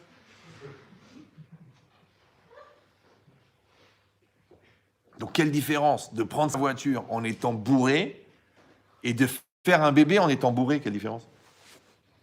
C'est pire, l'accident, combien de temps il dure? 2 secondes. Combien de temps tu l'assumes? 15 ans. Mais l'enfant, combien de temps? Des générations de Brel. Pour ça que tu les appelles tous Jacques. Ouais. Donc l'idée, elle est claire. C'est que à ce moment-là, oui, on a besoin de Rahamim. Vous savez, la Gemara dit Shlosha Shutafim En Ba'adam. Il y a 3 associés dans l'homme, Hachem, le père et la mère. D'accord? Maintenant, moi, personnellement, ça n'engage que moi, je l'ai vu écrit nulle part. Mais je pense que dans le premier enfant, les 3 tiers ne sont pas égaux. Vous me suivez ou non? C'est que s'il y a 3 associés, il y a 33% chacun. Donc il devrait y avoir 33% pour le bon Dieu, 33% pour le père, 33% pour la mère. Mais je pense que dans l'aîné, étant donné qu'on ne se connaît pas, étant donné qu'on n'est pas construit, étant donné que notre couple n'est pas encore solidaire, étant donné qu'on a de la gava, de la bêtise, de l'entêtement, de la lourdeur, de la gaminerie et de la séonnerie, d'accord? Le bon Dieu, il dit, écoute, le premier, C'est pour ça que les aînés, ils sont toujours plus forts, plus volontaires, plus responsables. Parce que les 33% de Dieu, peut-être, ils sont 66%. Vous suivez ou non? Et les 33% des parents, ils deviennent 17-17. Ça va? Après, tu dis, ouais, mais comment ça se fait que le premier... regarde ton frère. Mon frère, c'est le bon Dieu qui l'a fait, Gabriel. Comment tu veux que je sois aussi bon que lui? Après, le deuxième, c'est à toi, parce que entre-temps, vous avez construit le couple, vous avez créé de la solidarité, vous avez mis en place de la communion, de la communication, de la kedusha, de la pureté, de la confiance. Donc l'enfant, il va être différent. D'ailleurs, de vous à moi. Hein. Vous êtes un peu jeune pour comprendre ça, mais les enfants d'amour qui ont été conçus par amour, ça se voit. Parce qu'ils ont un niveau d'harmonie qui est différent des enfants qui sont nés parce que ça n'allait pas, mais bon, on s'est dit que peut-être ça allait accrocher le couple, voire les enfants ciment, tu vois, ceux-là, ils sont dangereux, ceux-là, parce qu'ils cassent. Le ciment casse. Il manque de souplesse. Maintenant, s'il n'y a pas de différence entre toi et ta femme et l'enfant, et toi et la réalité, et toi et le bon Dieu, et toi et toi-même. Oui. Est-ce que la soudure, elle va être solide? Est-ce qu'elle va être souple? Est-ce qu'elle va être cassante? Est-ce qu'elle va être forte? C'est toi qui décides. Il dit dans ce travail-là, que la personne, elle doit avoir un projet qui est clair. Ouais. Toi, tu dois savoir ce que tu veux dans la vie. Tu sais qu'il y a plein de gens qui disent « Ouais, je comprends pas. Rabban Chetrit, j'ai fait 2 ans de droit. Après, j'ai entamé pharmacie. Je supporte pas l'odeur des médicaments, donc j'ai arrêté. Après, j'ai dit, je vais être infirmier. Après, je suis parti 2 ans à Miami, j'ai vendu des t-shirts. Après, mon père, il m'a dit, arrête de perdre ton temps. Il m'a ouvert une pizzeria. Après, au bout de 2 ans, j'en ai eu marre de pétrir. Du coup, il m'a mis kiné. Bon, j'ai continué à pétrir, mais... Et puis après, il m'a dit, écoute, il y en a marre, rentre avec moi dans l'immobilier. Donc c'est une espèce de balle perdue. Ta. Il me dit, Ben Chetrit, qu'est-ce que vous en pensez, vous? Est-ce que c'est Mina Shamaïm? J'ai dit cette phrase. C'est une phrase de Ben Chetrit. Hein. Avant, je ne disais pas que ça venait de moi, maintenant je le dis. Il y a des gens qui font plein de choses dans l'espoir de se surprendre à savoir ce qu'ils veulent. Vous me suivez ou là? Pourquoi t'es rentré en écho? J'ai pris un truc large. Ouais, d'accord, mais t'es pâtissière maintenant. Je sais pas, on va pas en faire un gâteau non plus. Ouais. Donc, et quoi? T'as pris médecine? Parce que mes parents, ils sont dans la médecine. Bon. C'est-à-dire qu'en vérité, la vraie question, c'est qu'est-ce que tu veux? Moi, je viens, ils viennent chez moi, les gens. Ah, mais Chetrit, elle est comme ça, elle est comme ça, elle est comme ça. J'en peux plus, ça fait 10 ans, on s'ouvre, caractère, là. Écoutez, moi, les anecdotes, ça m'intéresse pas. J'ai une question. Vous voulez avancer? Vous voulez reculer? Vous voulez sauver votre couple? Vous voulez construire? Vous voulez détruire? Vous voulez divorcer? Dites-moi ce que vous voulez. Alors, il y a des gens qui répondent par l'absurde. Si on est là, c'est qu'on veut sauver. Ils n'ont pas dit on veut sauver. Je ne sais pas si vous me suivez. Ça, c'est le syndrome du dentifrice. C'est-à-dire qu'il avance que plus tu appuies dessus. Non, tu dois dire « Je veux sauver. Je veux cet enfant. Je veux ce business. Je veux faire tes chouvas. Parce qu'il faut qu'il y ait un jeu, il faut qu'il y ait un vœu, il faut qu'il y ait une réalité. Mais si tu n'y arrives pas, qu'est-ce que tu fais? Tu te laisses porter. Maintenant, toi, qu'est-ce que tu vas faire? Tu vas projeter dans la réalité l'image que tu as dans la tête. Regardez, de vous à moi. Si vous prenez une photo d'une personne qui est en mouvement et que vous-même vous bougez l'appareil et que finalement la photo est floue et vous en tirez un diapo, donc le diapo, l'image du diapo, elle est floue. Si vous la mettez dans un projecteur et vous réglez bien l'objectif, est-ce que vous pouvez rendre l'image nette? Je vais peut-être baisser le niveau. Donc je répète pour les malentendants. Si j'ai une image qui est floue, je la mets dans un projecteur, mais je règle bien l'objectif. Je peux rendre l'image nette? Non, elle va être nettement floue. Pas réfléchi. Si vous avez eu l'occasion de lire mon livre La vie, ouais. La neshama, c'est une ampoule. Elle produit de la lumière. La lumière, elle représente la volonté. L'électronique, ouais, dans le projecteur, elle représente tes capacités intellectuelles. L'optique, qui va traduire cette lumière-là, qui va la transformer, ouais, il représente tes capacités mentales, ta force d'affirmation. L'objectif, il représente le lien avec la réalité. Et l'écran, il représente la vie. Et le diapo, il représente ton projet. Maintenant, si ton diapo est flou, c'est normal que l'image sur l'écran est floue. Si ton projet est flou, c'est normal que ta vie, elle est floue, puisque toi, t'es pas net. Il y a des gens, qu'est-ce qu'ils font? Ils disent, écoutez, on se lance, on fait un truc complètement flou, et puis au fur et à mesure, on va le rendre net. Bah, toi, c'est comme si tu joues à la roulette russe avec le pistolet. Tu dis, il y a une balle, il n'y a pas de balle, il y a une balle, il n'y a pas de balle. Ah bah, il y a une balle. Comment tu te sens? Bah écoute, là, j'ai les idées claires. Bah oui, on va à travers. Ouais. Non, tu dois avoir un projet net. Qu'est-ce que tu veux? La fille, ouais, ça fait 3 semaines, elle te dit, dis-moi ce que tu veux. Kevin, qu'est-ce que tu veux? Tu veux te marier? Tu veux t'amuser? Tu veux que je te prépare les photocopes à la fac? Qu'est-ce que tu veux? Qu'est-ce que tu veux? Tu veux profiter de mon corps? Dis-moi. Tu dis non, on peut pas dire c'est un garçon. Attends, il va s'enfuir en courant. Ah bon? Alors qu'est-ce qu'on fait? On le dit quand? Au bout de 3 ans? Quand le mec il dit ah non mais c'est impossible, t'es tunisienne. Attends mais ça fait 4 ans qu'on est ensemble. Bah t'es tunisienne depuis le début. Mais tu m'as pas dit que tu voulais pas une tunisienne. Mais enfin, t'as vu ma mère? C'est marocaine de chez marocaine, ashkénaze de Hongrie. Comment veux-tu qu'elle accepte une tunisienne chez elle à la maison? Mais t'es un malade, ça fait 4 ans qu'on est ensemble. Tu m'as jamais dit ça. Mais j'allais pas te le dire. Attends, tu me fournis un service en nature. Je vais pas rejeter tout le système pour un problème de nationalité. Mais alors tu m'as menti quand tu m'as dit que tu m'aimais pas du tout, puisque tu m'as dit dis-moi que tu m'aimes. Je t'ai dit je t'aime. Tu m'aurais dit achète-moi un vélo, je t'aurais acheté un vélo. Je t'ai fait plaisir en fait. T'étais heureuse pendant 4 ans. Mais c'est horrible. Tu m'as utilisé. Ben toi aussi. Moi je t'ai utilisé pour mes besoins équatoriaux. Toi tu m'as utilisé pour tes besoins de rêveuse. Mais c'est grave. C'est pas grave. Ça s'appelle un entendement tacite sur un engagement non déclaré. Ce qu'on appelle un foutage de gueule en communauté. Mais quand tu parles avec la personne, tu dis écoute, moi je parle pour les gens mariables, hein, parce que les gens qui se rencontrent à 17 ans, ça veut rien dire, c'est juste une camaraderie un petit peu exagérée. Ouais. Mais les gens qui sont mariables, tu écoutes, j'ai 23 ans, tu as 23 ans, tu me parles, tu me cherches, tu veux me comprendre, tu veux me connaître, tu veux connaître ma famille, je te demande quelles sont tes intentions. Tu dis non, on peut pas faire ça avec les garçons d'aujourd'hui. Ils se barrent. Mais je t'ai pas dit d'épouser un statistique. Tu vas en épouser un.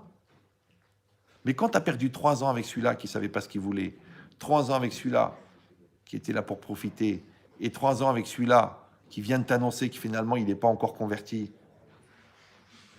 ça fait déjà 9 ans. Donc, ton réservoir d'espoir, il est wahd, sec. Donc le premier brel qui va venir, il va dire « je t'aime ». Toi, tu vas dire « ok ». Alors qu'en vérité, lui, je t'aime, il écrit J-E-U-X-T-H-E-M-E-S. c'est les jeux qui sont organisés par thème. Mais je ne pouvais pas savoir. Ouais, il a de l'humour, mais personne ne rigole. Ouais. Qu'est-ce que tu as fait? Tu sais ce que tu as fait, toi? Tu as abusé du rahamim. Vous suivez? Je sais, moi, j'ai plein de filles qui me disent, mais aujourd'hui, Rab, les garçons, ils veulent pas s'engager, ils traînent, ils papillonnent, ils se baladent, ils trucs, ils savent pas ce qu'ils veulent.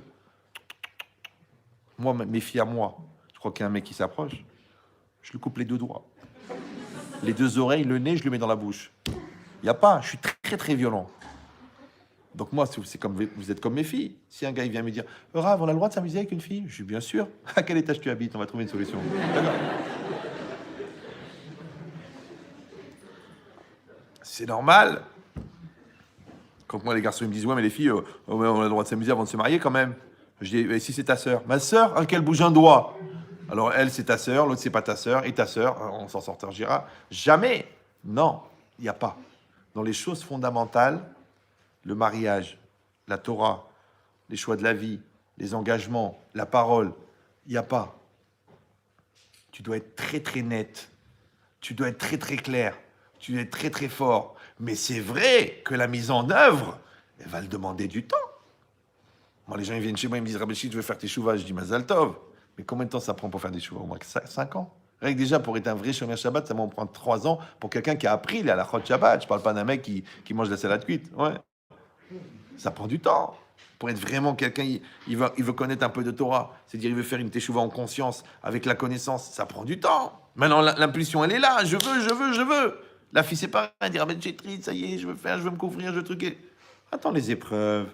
Là, c'est très facile en hiver, mais en été, il va faire très chaud. Ouais, tu vas te couvrir là, tu vas te fermer ici, tu vas mettre des collants. Tu dis, attendez, il faut être raisonnable. C'est vachement compliqué à Ibiza de mettre des collants. Même si ton rave, c'est le rave David Guetta. Donc l'idée, c'est simple. C'est que il va y avoir des compromis. Il va y avoir de la patience. Comme un enfant. Ouais, il faut que tu sois clair. Mais ça va prendre 21 ans pour ça. Que tu arrives à la choupa avec un enfant tzaddik, équilibré et autonome. Qu'il soit tzaddik, même si toi tu n'es pas très religieux, tu dois avoir l'ambition d'avoir des enfants tzaddikim, qui sont justes, qui sont droits, qui peuvent regarder Hachem dans les yeux. Ouais. Tu dois avoir une ambition que tes enfants ils soient équilibrés, parce que faire des fous malades avec une kippa sur la tête, c'est pas intéressant.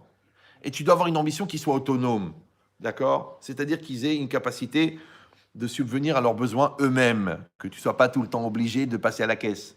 C'est normal, parce que ça s'appelle l'autonomie. Et l'autonomie, c'est la vie, et la dépendance, c'est la mort. Donc tu choisis si tu veux des enfants morts ou des enfants vivants. Ok. Maintenant, ce projet-là, d'un enfant tzaddik, autonome et équilibré, il est dans 21 ans. Mais cette idée-là, toi, tu es dans la tête, au moment même de la conception. Au moment où tu es avec ta femme, tu penses à ça. Au moment où la semence, elle sort de toi, tu penses à ça. Tu dis que je veux des enfants comme ça, je veux des enfants de sadikim, je veux des enfants autonomes, je veux des enfants équilibrés. Mais pour y arriver, écoute bien, pour y arriver, avec les changements de couches, et les nerfs, et la maternelle, et les redoublements, et le stress, et les angoisses, et la chnouna, et la prise de tête, et les shidduchim, et la yeshiva, et pas la yeshiva, et les bêtises, et la mini-jupe, et le maquillage en cachette, pour arriver à la choupa. Vous suivez ou non? Ça veut dire que la décision, elle prend 1 seconde, l'application, elle prend 21 ans. Et 21 ans, je suis gentil, c'est les gens précoces, parce qu'aujourd'hui, à 28 ans, ils réfléchissent encore, puisqu'il y a le décalage de la PlayStation. Plus les 4 ans de Netflix, ça fait voir un passage à vide. Moi, ils viennent chez moi, Ahmed Chetrit. Ça y est, j'ai compris, il faut que je me marie. Ah ben, je suis content. Tu peux me rappeler ton âge? 43 ans. Alors l'autre a 18 ans, il est sniper dans les Golani, et toi, à 43 ans, tu es prêt à arrêter d'être égoïste et prêt à t'occuper de quelqu'un d'autre. C'est beau. Blia Inara. Ça veut dire que ça aurait pu être pire. Vous savez ou non? Alors moi, je vous dis un secret. Les plus grands choix, ils doivent être déterminés, mais un peu fous. Parce que plus tu vieillis, plus tu réfléchis, moins tu t'engages. Combien de temps on met pour acheter une maison? Une seconde. Tu rentres, tu la vois, allez, hop, tu dis. Tu dis non, c'est pas évident, j'ai besoin de comparer. Laisse tomber, laisse ça pour les pathos. Ouais, toi, tu sais, tu rentres dans la maison, c'est cette maison-là. La fille, tu la vois, c'est elle. Tu dis non, quand même. Bon, vas-y, revoilà, reparle, retruc. Mais à quoi ça sert? Les gens, ils se côtoient pendant 2 ans, 3 ans, 4 ans, ils divorcent en 2 semaines, alors. Ah, je peux plus la voir, je peux plus la voir. Pourtant, elle est opticienne. D'accord? Donc c'est quoi l'idée? C'est que le principal, l'essentiel, le fondamental, il se capte en 5 minutes. Tout le reste, c'est de la mousse. D'accord? Parce que les gens disent on a besoin de se connaître, on a besoin de se comprendre, on a besoin de voir si au niveau intime ça fonctionne. Mais vous êtes des malades. Tu t'amuses avec la fille pour vérifier que ça marche. Ben, oui, il me dit ouais, mais après, si on n'est pas harmonieux au niveau intime, c'est extraordinaire ça. Eh ben, vous irez voir un sexologue ou un rave ouvert d'esprit, il va vous expliquer comment ça marche. Et que d'abord, ça se passe ici avant de se passer là. Maintenant, si la personne, elle est mal ici, tu crois que ça va aller bien ici? Donc, essaie de la rassurer ici, tu verras que ça marche là. Tu dis non, moi, pas du tout, ça se passe là. Moi, des fois, les gens ils me disent, vous savez, Raman Chetrit, nous, moi, tout ça, la psychologie, le shalom bayit, tout ça, franchement, on règle les problèmes sur l'oreiller. Je dis, c'est vrai? Il me dit, oui. Je dis, bah, fallait épouser l'oreiller. Beaucoup moins compliqué. Donc, vous avez compris qu'en vérité, dans tous les systèmes, il y aura toujours du din et du rachamim. Mais la priorité, elle est sur le din. Elle est sur la rigueur. Comme on a dit que l'architecte, il a fait au millimètre près. Toi, ton projet, il doit être clair. Mais tu sais que c'est impossible de mettre en application directement ton projet. Ouais. Même une super idée de business, la vérité, combien de temps ça prend? 15 secondes. En 15 secondes, tu as eu l'idée, tu as eu le concept, tu as eu déjà le logo, tu as le nom, tu as le système de développement, tu as le produit, tu as la gamme de produits, tu peux même calculer la part de marché, tu peux même calculer le retour sur investissement sur le bénéfice produit dans ta pénétration de la part de marché. Tu peux tout calculer en 15 secondes. Mais pour rentrer dans la réalité, ça va prendre 10 ans. C'est pas grave. Pourquoi? Parce que ça, c'est le monde de la pensée. Il n'y a pas de limite. Ouais, on dit Dvarim asichli menamitahat azman. Les choses de l'esprit ne sont pas soumises au temps. Donc dans la tête, ça va très vite. Mais ça, c'est le monde de la réalité. Le monde de la réalité, il est dense, il est épais. Ouais, c'est comme tu prends une perceuse. Tu la fais tourner comme ça. Oh, 3000 tours. Elle tourne vite. Alors la perceuse, maintenant, tu la mets, tu sais quoi? Dans de l'acier. Essaye de la faire tourner. Ah, tu as du mal. Dans de la fonte, encore pire. La fonte, c'est un métal très dense. Ça fait jamais des copeaux. Ça fait de la poussière. Donc ça va aller très lentement. Eh bien, quand toi, tu veux racheter Google, ça va prendre un peu de temps.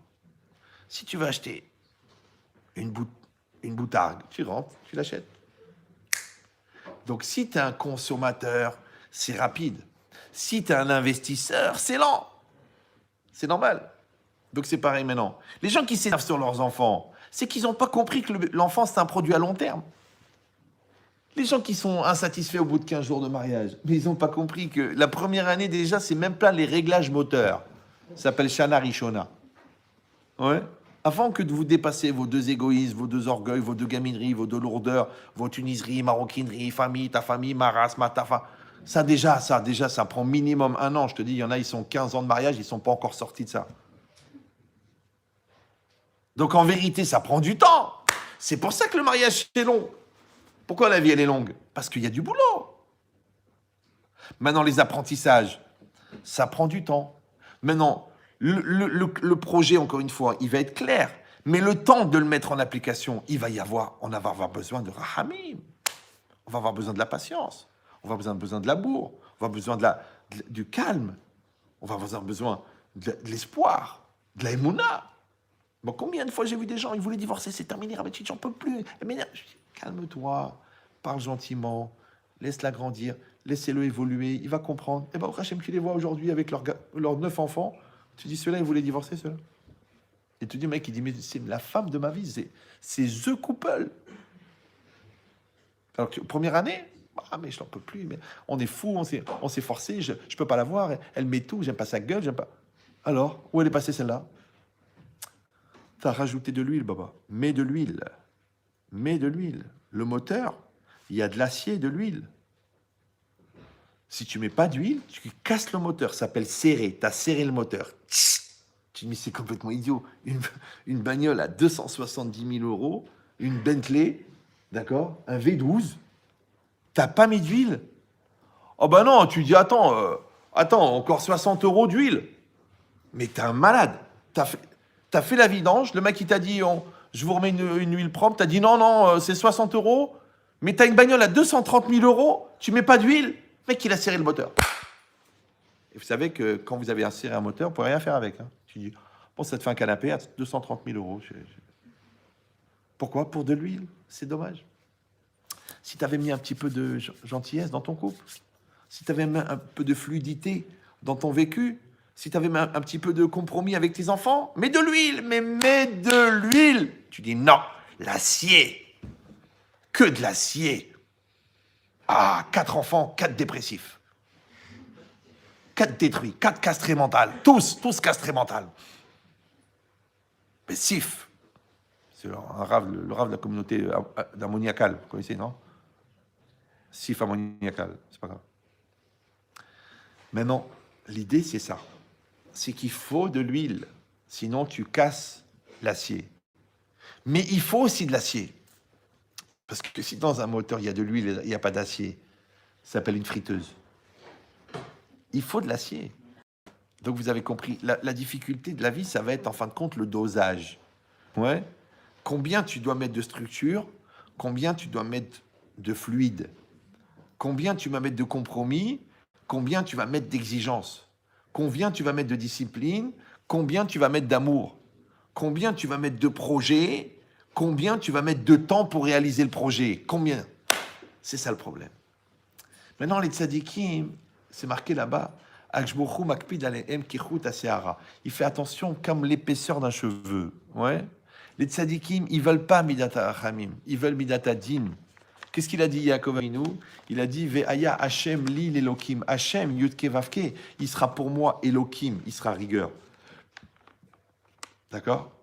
Pourquoi? Parce qu'ils savent très bien qu'en vérité, le din, la rigueur, c'est l'autonomie. Le din, c'est le projet de Dieu. Le din, c'est que le monde y soit fondé sur des gens qui assument leurs choix, qui assument leurs responsabilités de juifs, qui assument leurs responsabilités d'hommes. C'est ça les tzadikim. Mais les autres, qu'est-ce qu'ils font? Ils comptent sur les tzadikim. Vous me suivez ou non? C'est-à-dire qu'ils continuent à être Mechalel Shabbat, mais ils vont à la Iloula, ils allument les veilleuses, mais ils sont Mechalel Shabbat. Ils vont à la plage mixte, mais ils te disent Dieu est grand. Ouais, ils mettent le fil rouge parce qu'ils ont peur de la Inara, mais ils achètent une bagnole qui mérite la Treha. Donc, à quoi ça sert? Donc, en fait, ils sont juste incohérents. Il dit la logique, c'est que, en fait, le tzaddik, il vit par lui-même. Le rachat, il vit par le mérite du tzaddik. Maintenant, rachat, on n'est pas obligé de parler du rachat, le mécréant, malfaisant, tordu, pourri, pervers, le fils du diable. Non, non. Ça peut être aussi quelqu'un qui est ignorant, mais de manière volontaire. Et nul n'est censé ignorer la foi.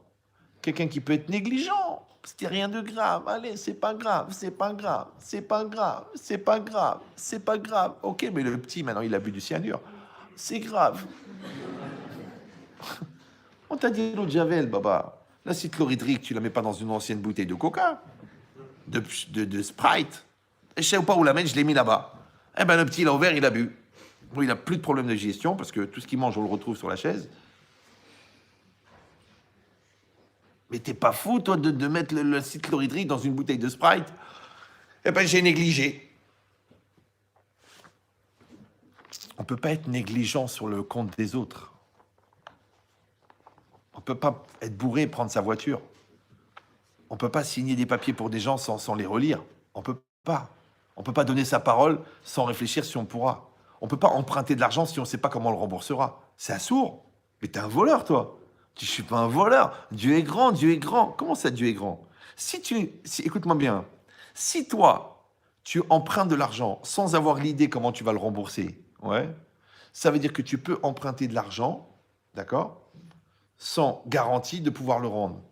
Donc, quelle différence entre quelqu'un qui s'engage pas à rendre ou quelqu'un qui s'engage à ne pas rendre?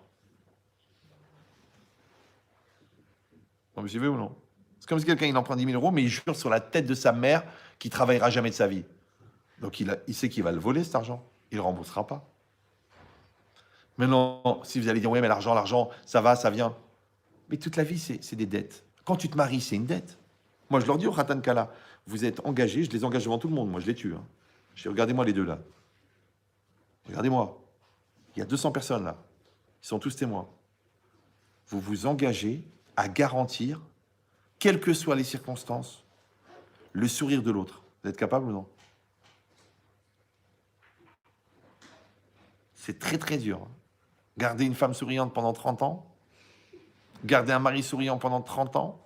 Les gens disent non, je préfère ne pas m'engager parce qu'on ne sait jamais si j'accomplis pas. Mais Yabrel, si tu ne t'engages pas, c'est comme si tu t'engages à ne pas le faire. Et je vais vous dire mieux encore. Et je veux que ça reste entre nous. Hein. La force de l'engagement, c'est que quand tu t'engages, tu engages ta volonté. Or, la volonté, elle vient d'un neshama. Donc, quand tu t'engages, tu engages Dieu. Donc, en t'engageant, tu engages Dieu. Donc, Dieu va t'aider. Mais quand tu t'engages pas, tu n'engages pas Dieu. Donc, comment Dieu va t'aider puisque toi-même, tu t'engages pas? Alors, je vous dis tout de suite, avec Dieu, c'est pas évident. Mais sans Dieu, répète après moi, Idgadal, Veidkadash. Donc, vous avez compris, en fin de compte, que ce monde-ci, il ne pouvait pas fonctionner. C'est impossible. Seulement que le projet d'Hachem, c'est que le monde y soit tenu et géré par des tzadikim. Tzadikim, ça veut dire des gens autonomes, des gens équilibrés, des gens entiers. Maintenant, il y aura toujours des gens qui vont profiter des efforts des tzadikim pour se permettre de continuer à rester à côté de la plaque. Comme ça, ils donnent des dons à la yeshiva, mais ils étudient pas la Torah. Ils ouvrent les magasins Shabbat et ils donnent au bureau du Shabbat. Ouais. Ils donnent à des... Mais c'est pas possible. Toi, si tu cherches des solutions, tu trouves un posek halacha qui va trouver, tu vas trouver un associé pour faire le Shabbat avec un truc, avec un contrat. Mais cherche une solution. Tu dis non, moi je ne suis ouvert que Shabbat et fête. J'ai créé une société qui diffuse des produits qui permettent de faire des fautes.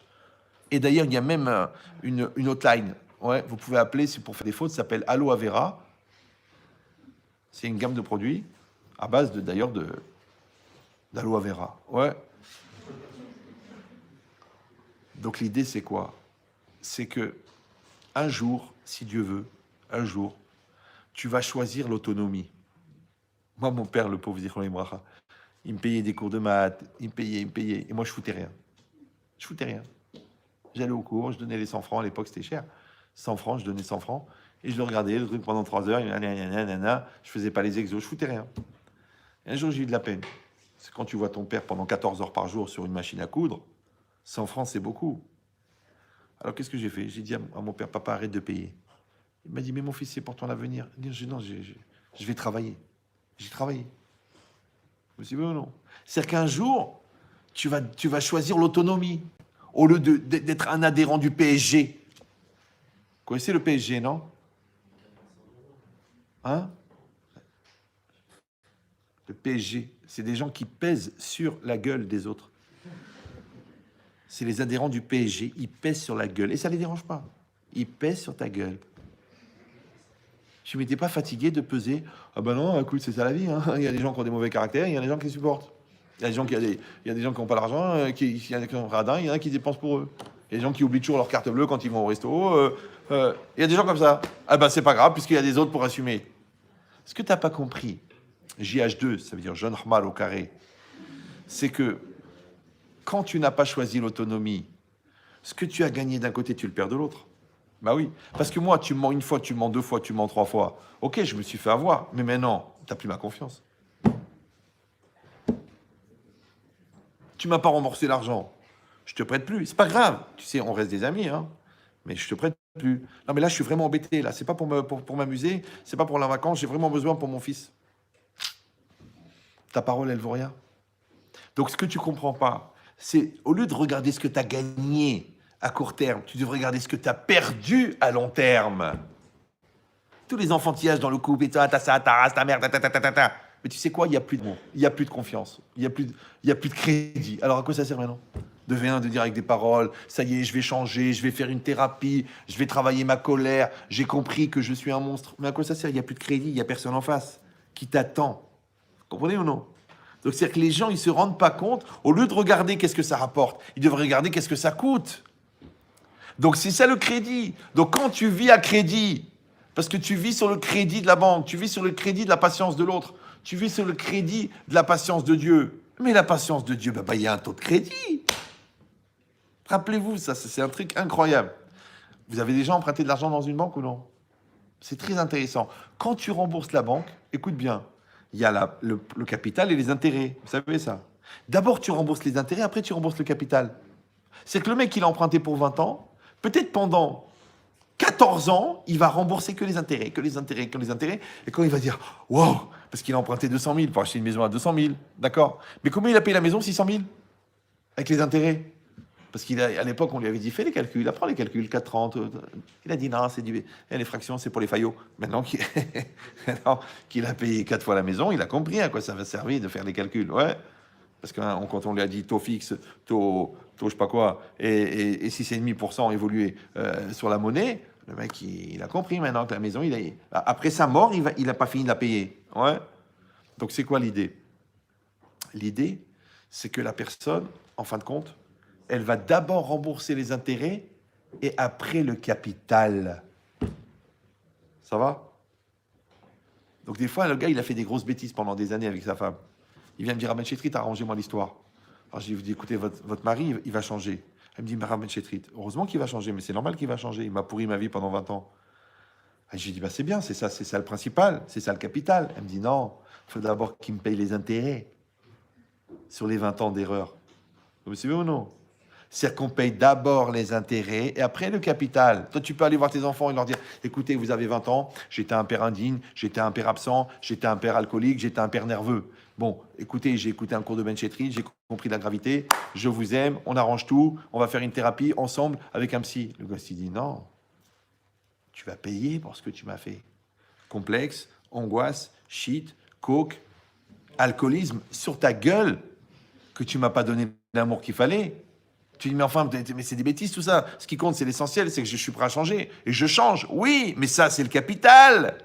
Mais on rembourse d'abord les intérêts et après le capital. Donc les gens malins, ils prennent pas de crédit. Vous me suivez ou non? Les gens malins, ils ont un comportement exemplaire, sans peser sur la gueule.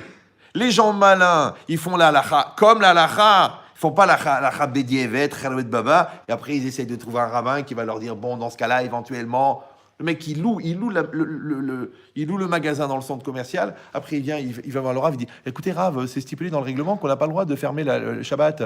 Comment on fait? Mais pourquoi ils t'ont mis un flingue sur la tête pour t'obliger à rentrer dans ce centre commercial? Ouais, mais vous comprenez, c'était une opportunité. Ah bon? T'es sûr que c'était pas plutôt un gros piège du Satan? Aujourd'hui, à Paris, c'est très, très compliqué. Tous les appartements, ils sont avec détecteur de présence, avec clé électronique. Comment les gens ils font pour Shabbat? Ça me fait de la peine. Ça fait de la peine. Tous les Shabbats sont Mechalel Shabbat. Après, ils rentrent chez eux. Veshameru Bnei Israël et Shabbat. Sauf ce Shabbat. Et ce Shabbat. Et ce Shabbat. Et Shabbat d'après. Tu dis, mais c'est impossible. Alors, il faut acheter un pavillon, il faut être autonome, il faut trouver un bien immeuble, il faut prendre un immeuble où il y a une majorité de feuilles et voir avec le syndic de mettre des clés à trucs. C'est compliqué, c'est compliqué. Moi, de vous à moi. Peut-être c'est ça ton mérite. Ton mérite, c'est que tu te casses la tête pour le Shabbat. Vas-y, va te casser la tête. Moi, j'ai eu des élèves à moi. Il y en a eu de la pauvre. 3 années de suite, l'examen du barreau, il est tombé Shavuot. Première année, tu dis, bon, mais Shamaïm, Dieu est grand, c'est pas grave, je prends sur moi. La deuxième année, tu dis, je vais mourir cette année. L'examen du barreau, c'est la fin du droit. Retombe Shavuot, Arodon Kolo. La 3e année, elle a acheté le tabouret, la corde, avec les démarches et tout. Hein. Bon, elle a eu son droit. D'accord. Maintenant, elle est mariée à Marseille avec ses gosses. Elle travaille même pas dans le droit, ni avocate, ni rien. Ça veut dire... Tout ça, c'était halom tov, halom shalom. Ouais. Mais peut-être son mérite à elle, c'était de réussir 3 années de suite, une épreuve énorme, de ne pas aller à la fac pour l'examen du barreau. Et quand tu vois les beaux enfants qu'elle a et le beau mari qu'elle a, j'ai dit peut-être que le bon Dieu, il paye en cash. Pourquoi? Parce qu'elle n'a pas dit j'y vais, Dieu est grand. De toute façon, c'est lui qui a choisi la date. C'est une Hachamaïm. Tu peux si tu es dans le désert manger du cochon, si tu n'as rien d'autre à manger. Mais les conséquences, elles existent. Il te dit non, je veux pas. Je veux pas de compromis. Je veux pas. Je veux le din. Je veux la halakha. Je veux la pureté. Je veux le bien. Je veux la cache-route. Je veux le Shabbat. Je veux l'honnêteté. 100%. Tu n'es pas obligé. Tu vas dire non, mais petit à petit, doucement, doucement. Une mitzvah par an. Comme ça, dans 613 ans, tu vas faire toutes les mitzvot. Non. Un jour, si Dieu veut, tu vas t'engager. Le jour où tu vas t'engager, de la même manière qu'une conversion, si la personne, elle dit, je prends toute la Torah sauf une mitzvah, la conversion n'est pas valable.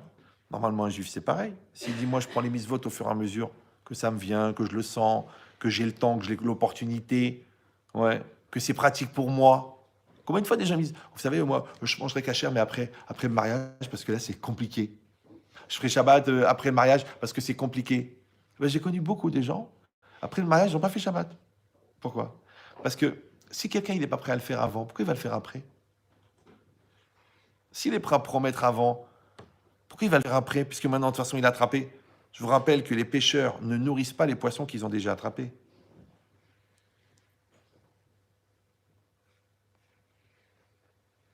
Vous comprenez ce que je dis ou... Je dis, ouais, mais tu m'avais promis, tu m'avais juré, tu m'avais dit, j'ai même dit à mes parents, ils ne voulaient pas de toi. Et moi, j'ai dit non, mais il m'a promis, il m'a juré, c'est un homme de parole. Alors moi, je vous dis un truc, de ma petite expérience, de quelques dizaines de milliers de couples, n'oubliez pas de entrer le Yetzer Hara dans l'équation, de rentrer la tête dure dans l'équation, de rentrer l'ignorance dans l'équation, de rentrer l'incohérence dans l'équation. Parce que quand vous allez refaire le calcul avec l'incohérence, vous allez dire, mais attends, mais il est complètement incohérent. Mais pas du tout. Lui, il est cohérent avec ses incohérences. C'est toi qui as rêvé qu'il allait devenir cohérent avec ta cohérence à toi. C'est pour ça que quand Baruch Hashem, vous êtes célibataire, vous n'êtes pas marié, vous êtes magnifique, vous êtes extraordinaire, vous êtes sérieux, vous êtes bien. Donc pourquoi vous allez prendre un Bédiévet, prenez un Lechatria? Vous me suivez ou non? Pourquoi vous allez dire, bon, on verra bien, il n'y a pas de raison, pourquoi pas, petit à petit. Prenez les Lechatria, parlez clairement. Clairement, c'est normal, non? C'est clair. T'es marié ou t'es pas marié? Bon, écoute, en fait, je suis en instance de divorce. Attends, on couche ensemble, tu me dis pas que t'es pas divorcé? Bah, tu m'as dit, je suis divorcé. Ouais, mais c'est comme divorcé, ça fait 6 ans qu'on n'est plus ensemble. Mais t'es pas divorcé. Je vous rappelle que jusqu'au divorce, on est marié, vous le savez, ça. Il y a beaucoup de gens qui disent, non, ça va. Bon, on n'est pas tellement religieux. T'es pas religieux, mais l'enfant qui va naître, il est mamzer. Toute sa vie, il veut se marier, il peut pas, il est mamzer. Il faut qu'il trouve une mamzerette. Alors, l'annuaire des mamzerim n'a pas encore été établi par le consistoire. Donc, tu arrives à la choupa pour faire le dossier. Bonjour, Myriam, Ephraim, ok. Bon, Myriam, t'es né quand? Ben oui, le 14 mai 2003, ok. Ah, tes parents sont divorcés? Oui. Quand est-ce qu'ils ont divorcé? Eh ben, en 2007. T'es né d'un autre papa avant le divorce. Ouais, mais mes parents étaient très libres d'esprit. Du coup, c'est toi qui es prisonnière. Non, mais il ne savait pas. Ça ne change rien. C'est comme si quelqu'un jette dans l'immeuble, mais il ne connaît pas la loi de la gravité. On voit sur sa tête à la mort qu'il a compris. Là, voilà. Donc, Rabotai, c'est pas shoot. Ouais. Yamidata din, Yamidata rachamim. Ouais. Hachem, il a donné les clés. Il a donné les deux. D'accord? Maintenant, Allah Bemachashava, ça veut dire que le projet de Dieu, c'est que l'homme, il soit dans l'autonomie. L'homme, il soit tzaddik. Ouais, c'est ça le projet. Maintenant, Hachem, dans sa grande bonté, il va donner les moyens à chacun de prendre son temps et de faire teshuva et d'évoluer et de grandir et de rencontrer la personne qu'il faut et de construire doucement, doucement sa Torah et construire son couple et construire ses enfants. Il va donner le temps. Ouais. Encore une fois, le problème, c'est le curseur. Le curseur, d'accord, de qui je me fiche. Quand tu sens que tu peux faire plus et que tu ne le fais pas, de qui je me fiche. Quand tu sens que tu en fais trop et que c'est pas toi, de qui je me fiche. Donc il faut que tu trouves ce degré de sincérité qui va faire que tu vas donner le dosage de miséricorde nécessaire pour que le projet de rigueur s'applique. Pour arriver à la finalité. Comme toi, ouais. Toi, tu fais des études. Ok, alors tu sais ce que tu dis, tu sais quoi, je vais pendant 6 mois, je vais pas dormir. Je vais travailler 24-24 et je vais me prendre des amphétamines et je vais prendre des cafés en intraveineuse. Ça sert à rien. Tu vas mourir. Non. Tu travailles 8 heures par jour, tu fais du sport, tu te détends, tu fais tes prières, tu fais ton Shabbat et tu vas réussir médecine, n'aie pas peur. Ouais, mais si je travaillais plus, je pourrais encore avoir une meilleure note et je pourrais être classé, surclassé. Tu sais, j'ai eu des gens, moi, ils ont raté l'examen d'entrée HEC de 1 point. Il m'a téléphoné, il m'a dit, je veux mourir aujourd'hui. Il m'a dit, tous les matins, 5 heures du matin, je mettais les téfilines et j'attaquais jusqu'à minuit. Toute l'année, mes copains, ils sortaient, ils fumaient, ils truquaient. Moi, j'ai raté. Je ne vais pas mourir. Aujourd'hui, je ne vais pas mourir. Je ne sais pas comment lui dire, le gars. Il a raté d'1 point. Je lui ai dit, écoute-moi bien. Tu as raté l'entrée HEC. Ok. Mais la puissance de travail, la capacité de synthétisation, de mémorisation, même la capacité en soi de bosser comme ça, 12 heures par jour, que tu as acquise chez toi en musculation existentielle, tu peux faire n'importe quoi maintenant. D'ailleurs, aujourd'hui, il a une boîte il a une SS2I aucun rapport. Il a 500 employés, le mec, il a une tête de malade, il a 23 ans, il gère 4 sociétés. Pourquoi? Parce qu'il a raté HEC, mais il a gagné l'apprentissage. Il y en a, ils ont vécu sur leur laurier. Donc, ils ont eu l'examen du premier coup. Mais quand il a fallu travailler, ils étaient habitués à glander, eux, parce qu'ils vivaient sur leur laurier. Du coup, ils sont plantés. Ou alors l'autre, il a réussi, mais après, il est rentré dans le marché du travail. Il a envoyé 94 CV, 94 refus. Dépression. Pourquoi? Parce que comme il était habitué à la facilité, il est mort de la difficulté. Par contre, celui qui passe par la difficulté, en vérité, après la facilité, c'est simple pour lui, parce que c'est facile, parce qu'il a l'habitude de faire des efforts. Maintenant, faire des efforts s'appelle Midatadin. Ouais. Ne pas faire des efforts s'appelle Midata Rachamim. Qu'est-ce que tu préfères, toi? L'autonomie, la maturité, l'adulte et la tzidkout que ça t'a construit, c'est toi qui as construit. Moi, si je vous dis de vous à moi j'ai aidé des milliers de couples, mais moi, j'ai jamais été voir quelqu'un. On s'est tapé avec ma femme, on a parlé, on a réfléchi, on a pleuré, on s'est remis en cause. On a construit notre couple. On l'a construit. Oui, les 3/4 des exemples, c'est des choses que j'ai vécues moi. Parce que j'ai travaillé. Ça veut dire quoi? Parce qu'on est dans une logique, on rentre dans une barque, on met des rames et on va dans la mer. Et quand on est vraiment dans la mer, c'est ça le mariage. On va ramer. On va ramer. Maintenant, tu rames coordonné, tu avances. Tu rames coordonné en arrière, tu recules. Un, il rame, l'autre, il rame pas. Tu tournes en rond. On rame par intermittence. Une fois, c'est toi qui fais des efforts, une fois, c'est moi. On reste sur place. Et un jour, si Dieu veut, vous allez ramer en avant. Ben, toute la vie, c'est pareil. Maintenant, cette logique-là, on a compris maintenant pourquoi est-ce que Hachem, il a écrit d'abord Bereshit bara Elokim, qui était en fait le projet de Dieu, mais qui est resté, malgré qu'en application, Hachem Elokim, il a dit les deux noms, rigueur et miséricorde, pour les associer, parce que la réalité, elle ne souffre pas de la rigueur à 100%, elle ne peut pas fonctionner, il faut les deux en même temps. Ouais. Mais ça reste que le projet divin, c'est d'arriver à cette autonomie spirituelle. Chazak ou Baruch. Voilà. Donc, je voulais juste dédier le cours pour la réfoua chez les maths de Laura Esther, Bat Simon Simcha Bracha, toutes les personnes qui sont citées là. Donc là, on était quand même 245 et 293, à part les 2000, bien sûr, devant moi. D'accord? Kolakavod. Attendez, il y avait quelqu'un de la choule qui devait dire un mot. Chaim Eliaou Meir. Alors regardez, ici, j'ai mis un numéro de téléphone, parce qu'on a du mal aujourd'hui avec l'agenda. Ceux qui veulent être informés des différents cours, mardi soir, il y a cours. Il y a un gros cours rue Ménil, 29 rue Ménil. Mercredi soir, il y a cours. Jeudi soir, il y a cours. Shabbat, il y a à Joinville-le-Pont. Ceux qui sont intéressés à connaître les dates et lieux, ils s'inscrivent dans ce WhatsApp 06 50 49 08 68. Psst.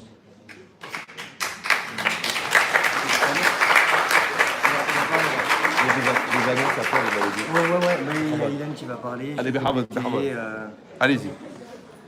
Restez assis 2 minutes. Bon, déjà, pour commencer, on est extrêmement heureux de recevoir autant de monde dans nos synagogues, dans une belle synagogue de Signe-Robert. Voilà, donc on espère